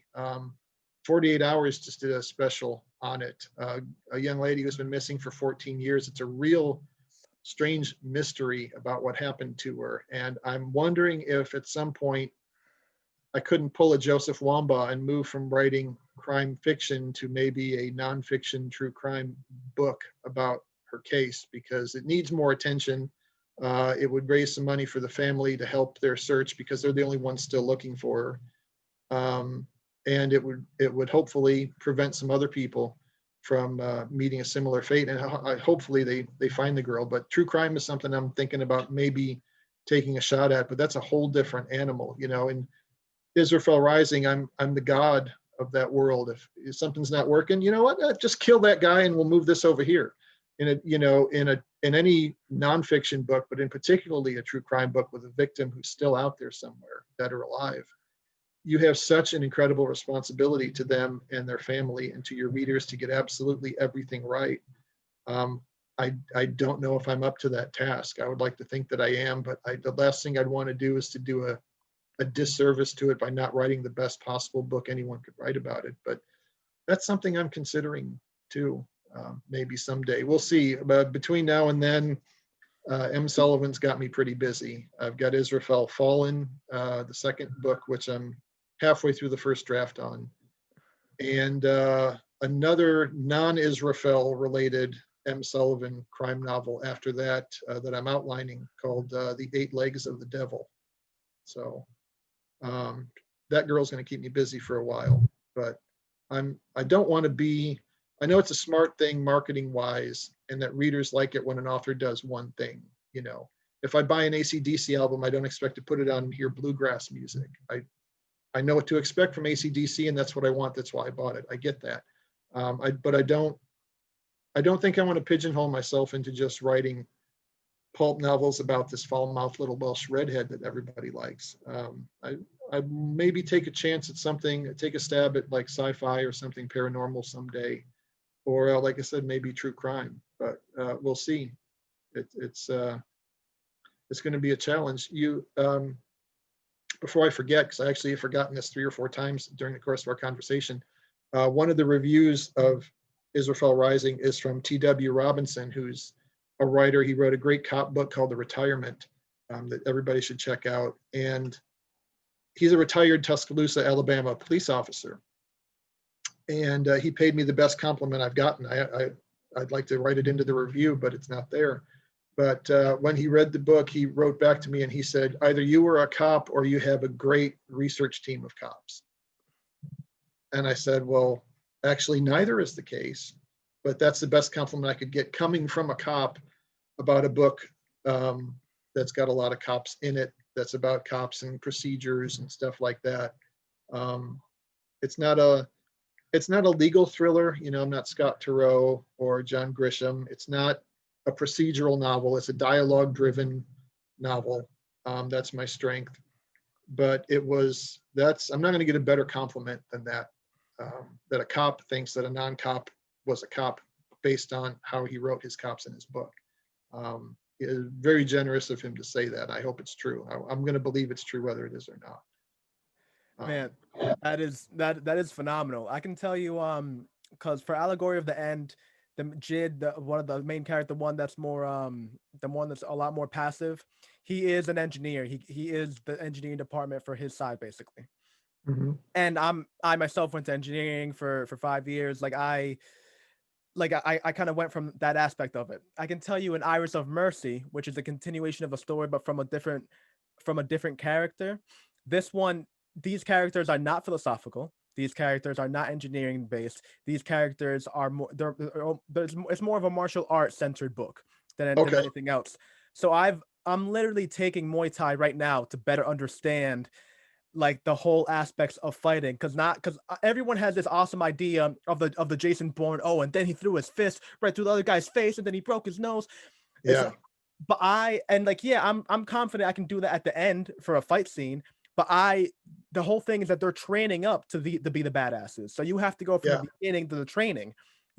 Throwing a fist isn't throwing your hand, it's throwing your shoulder and cascading of your muscles from the behind, and you have Right. to write that, teaching it to a younger person. So you have to know it yourself. And I don't know everything. I mean, even crazy professional Muay Thai teachers will tell you, yeah, I could still easily use like 10 more years of training before I call myself badass. And that's a master, what I would consider a master, Yeah. but it's awesome. Just every day that I take more classes and understand a little bit more, and I watch like a little bit more of UFC fights, which is a thing that I never did before. But just studying fighting more is getting me almost more. It's fueling the desire to keep on writing, because it's like okay, yeah, now I can put that into a chapter Right. now. That's an You extra get it. thing I can add. Yeah. Yeah, that's something, that's one of those things that you never stop learning. And to again, just to point out the interconnectedness of all things, my dad is a 4th-degree black belt in Ishinru karate, so I'm a little familiar with this stuff too. But yeah, you never stop learning stuff like that. And if you only know fight scenes from watching movies and TV shows, you're not going to necessarily write a realistic fight scene. Like every UFC, everyone loves watching knockouts, and I like a good knockout as much as anyone. It's dramatic, but the UFC fights that I enjoy the most, and I don't get to see it very often, don't have a lot of free time, but when I do, the ones I enjoy the most are when two guys are on the ground, are on the mat, and just locked, and they're both working to get a hold, and the crowd's chanting boring because they can't see what's going on, they don't understand what they're looking at. But if you understand wrestling and you know what they're both trying to do, it's fascinating. I could watch that all day long while the crowd, is waiting for a knockout or a spectacular move. If you know what you're looking at, it's a whole different game. And the more you learn, the better your fight scenes are going to be. And if you're studying Muay Thai, remind me just never to upset you. Well, I can tell you like one of the craziest things that I see is like kind of like going off of what you were talking about is I remember because everyone wants to see the knockout. So I remember when I myself would watching it but not really like understanding like the math and like the whole athleticism behind it, is that like you're just going for like face shots because you think that's the craziest thing. If somebody hits somebody in the nose, that's the craziest thing. But seeing fights now and somebody goes on for a good thigh kick, listen, if you get kicked in the thigh, all your jug Yes. what's that, the muscle that's there, the carotid artery or whatever, the one Your that's on your quadricep. thigh. That's your Yeah, quadricep. Yeah. yeah, that's you bleed out in 45 seconds if you get cut, if you get a good cut there. If That's the somebody biggest muscle in your body. Yeah, if somebody kicks you there, you're getting a cramp that's literally going up. It feels like you're having a stroke. Like Oh you're yeah. getting a cramp that's going up your entire whatever side you got kicked on. If it's your left leg, your entire left leg feels like it's locked. And these Oh yeah. guys are so athletic that they'll take two of them and then still throw a roundhouse with the other leg after. I mean, it's Oh yeah. superhero shit when you see what you're saying. But then Yeah. The conditioning is crazy on those guys. like you're sitting to your friend, it's like, oh, this is boring. Boring? What? Because he didn't hit him in the chest? Come on, dude. Pay Yeah. attention. People who don't know and haven't done it don't realize, one thing, I'd love to see a fight scene in a film, and it'll probably happen in a comedy somewhere, where a guy punches another guy in the face and immediately is cringing in pain because he broke his hand. It hurts to punch somebody. Nobody thinks about that. Everyone's got hands of stone. But you can knock someone out punching them in the side if you know what you're doing and hit them right. And people don't know that because they only know what they see on TV. There was an Onion article years ago that made me laugh for days, and it was like, average American man learns he is 4,000% less effective in a fight than he thought he would be. Easily. That's so true, because everyone thinks they know fighting from watching it, and they haven't actually done it. And if you do it, you know what the score is. So that's just going to help you as a person and as a writer. That's awesome. And it takes such discipline to stick to it, because it is painful and it is a lifetime of learning, like you mentioned. So most people join. It's like any other fitness thing. People join, and then 3 months later, most of them are gone. So I'm sure you're going to stick with it and be a writer to be reckoned with. Woe to the critics who give you a 1-star review and slander your book in your face. Hey, what was that thing you said last week? Yeah, exactly. What? My character is 2-dimensional, you said? What about this 3-dimensional foot? Pow! Exactly. How do you feel about this armbar? Yeah. Oh man, this has been an absolute pleasure. If you want, anytime you want to come back, I mean, you are more than welcome. I feel like I don't want to take too much of your time, because we're half hour over of what you said you wanted to go past. I know, it's like we've been here 2.5 hours. It feels like maybe 20 minutes. Easily. So that's the best kind of conversation. Yeah. And I can talk on forever. This has been phenomenal. Anytime you want to come back and talk about another draft of Isarafel Rising, or any book anywhere. If you want to talk about Emma, you want to come and bring anything, please. I'm gonna finish your book. I'm already there. I hope you like it. If you don't, please let me know and why. Don't spare my feelings. It takes a lot to make me cry. But yeah, let me know what you think of it, and maybe I can get you on the beta reader list or the reviewer list for Isarafel Fallen when I get done with it, which is hopefully going to be soon. I want to be done with it, final manuscript done by Christmas, and maybe try to get it out next summer, and then start working on the 8 Legs of the Devil. But yeah, I'd be interested in your feedback, and I'd like to read some of your stuff too. Make sure you email me where I can buy your book, because it sounds interesting. I want to check your stuff out.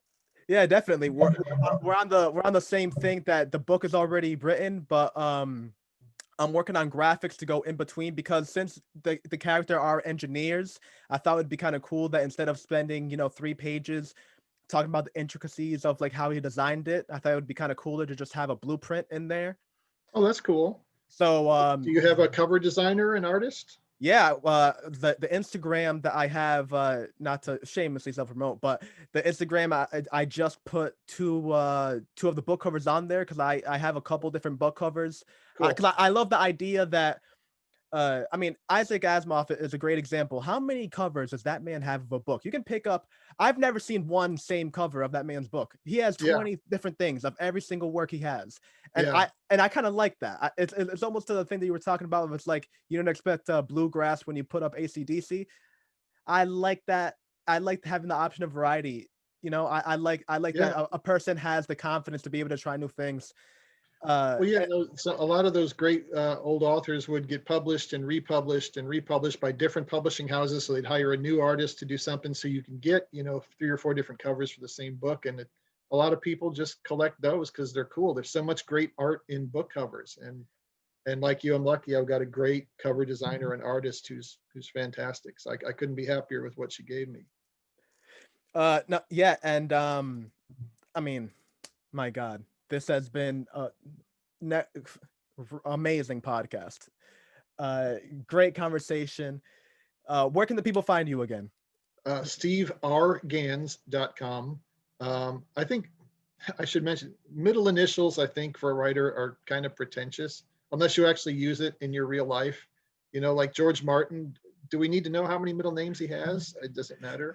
It just seems a little pretentious. But I found out that there's actually another Steve Gans who's published. He's like a doctor, a child psychologist or something. So I had to do something. So rather than come up with a pen name, I thought I'll use my middle initial no matter how much I hate it. But it's SteveRGans.com. And you can find me Facebook, Instagram, Twitter, and Reddit. And be happy to hear from anybody. And there's a little sample of the book on there if you want to check out a little bit of the prologue. And I thank you for this opportunity. This has been a lot of fun. It's been great talking to you and getting to know you better. And I appreciate the opportunity to talk to your audience and let them know what I'm up to. I'd be glad to come back anytime you want me.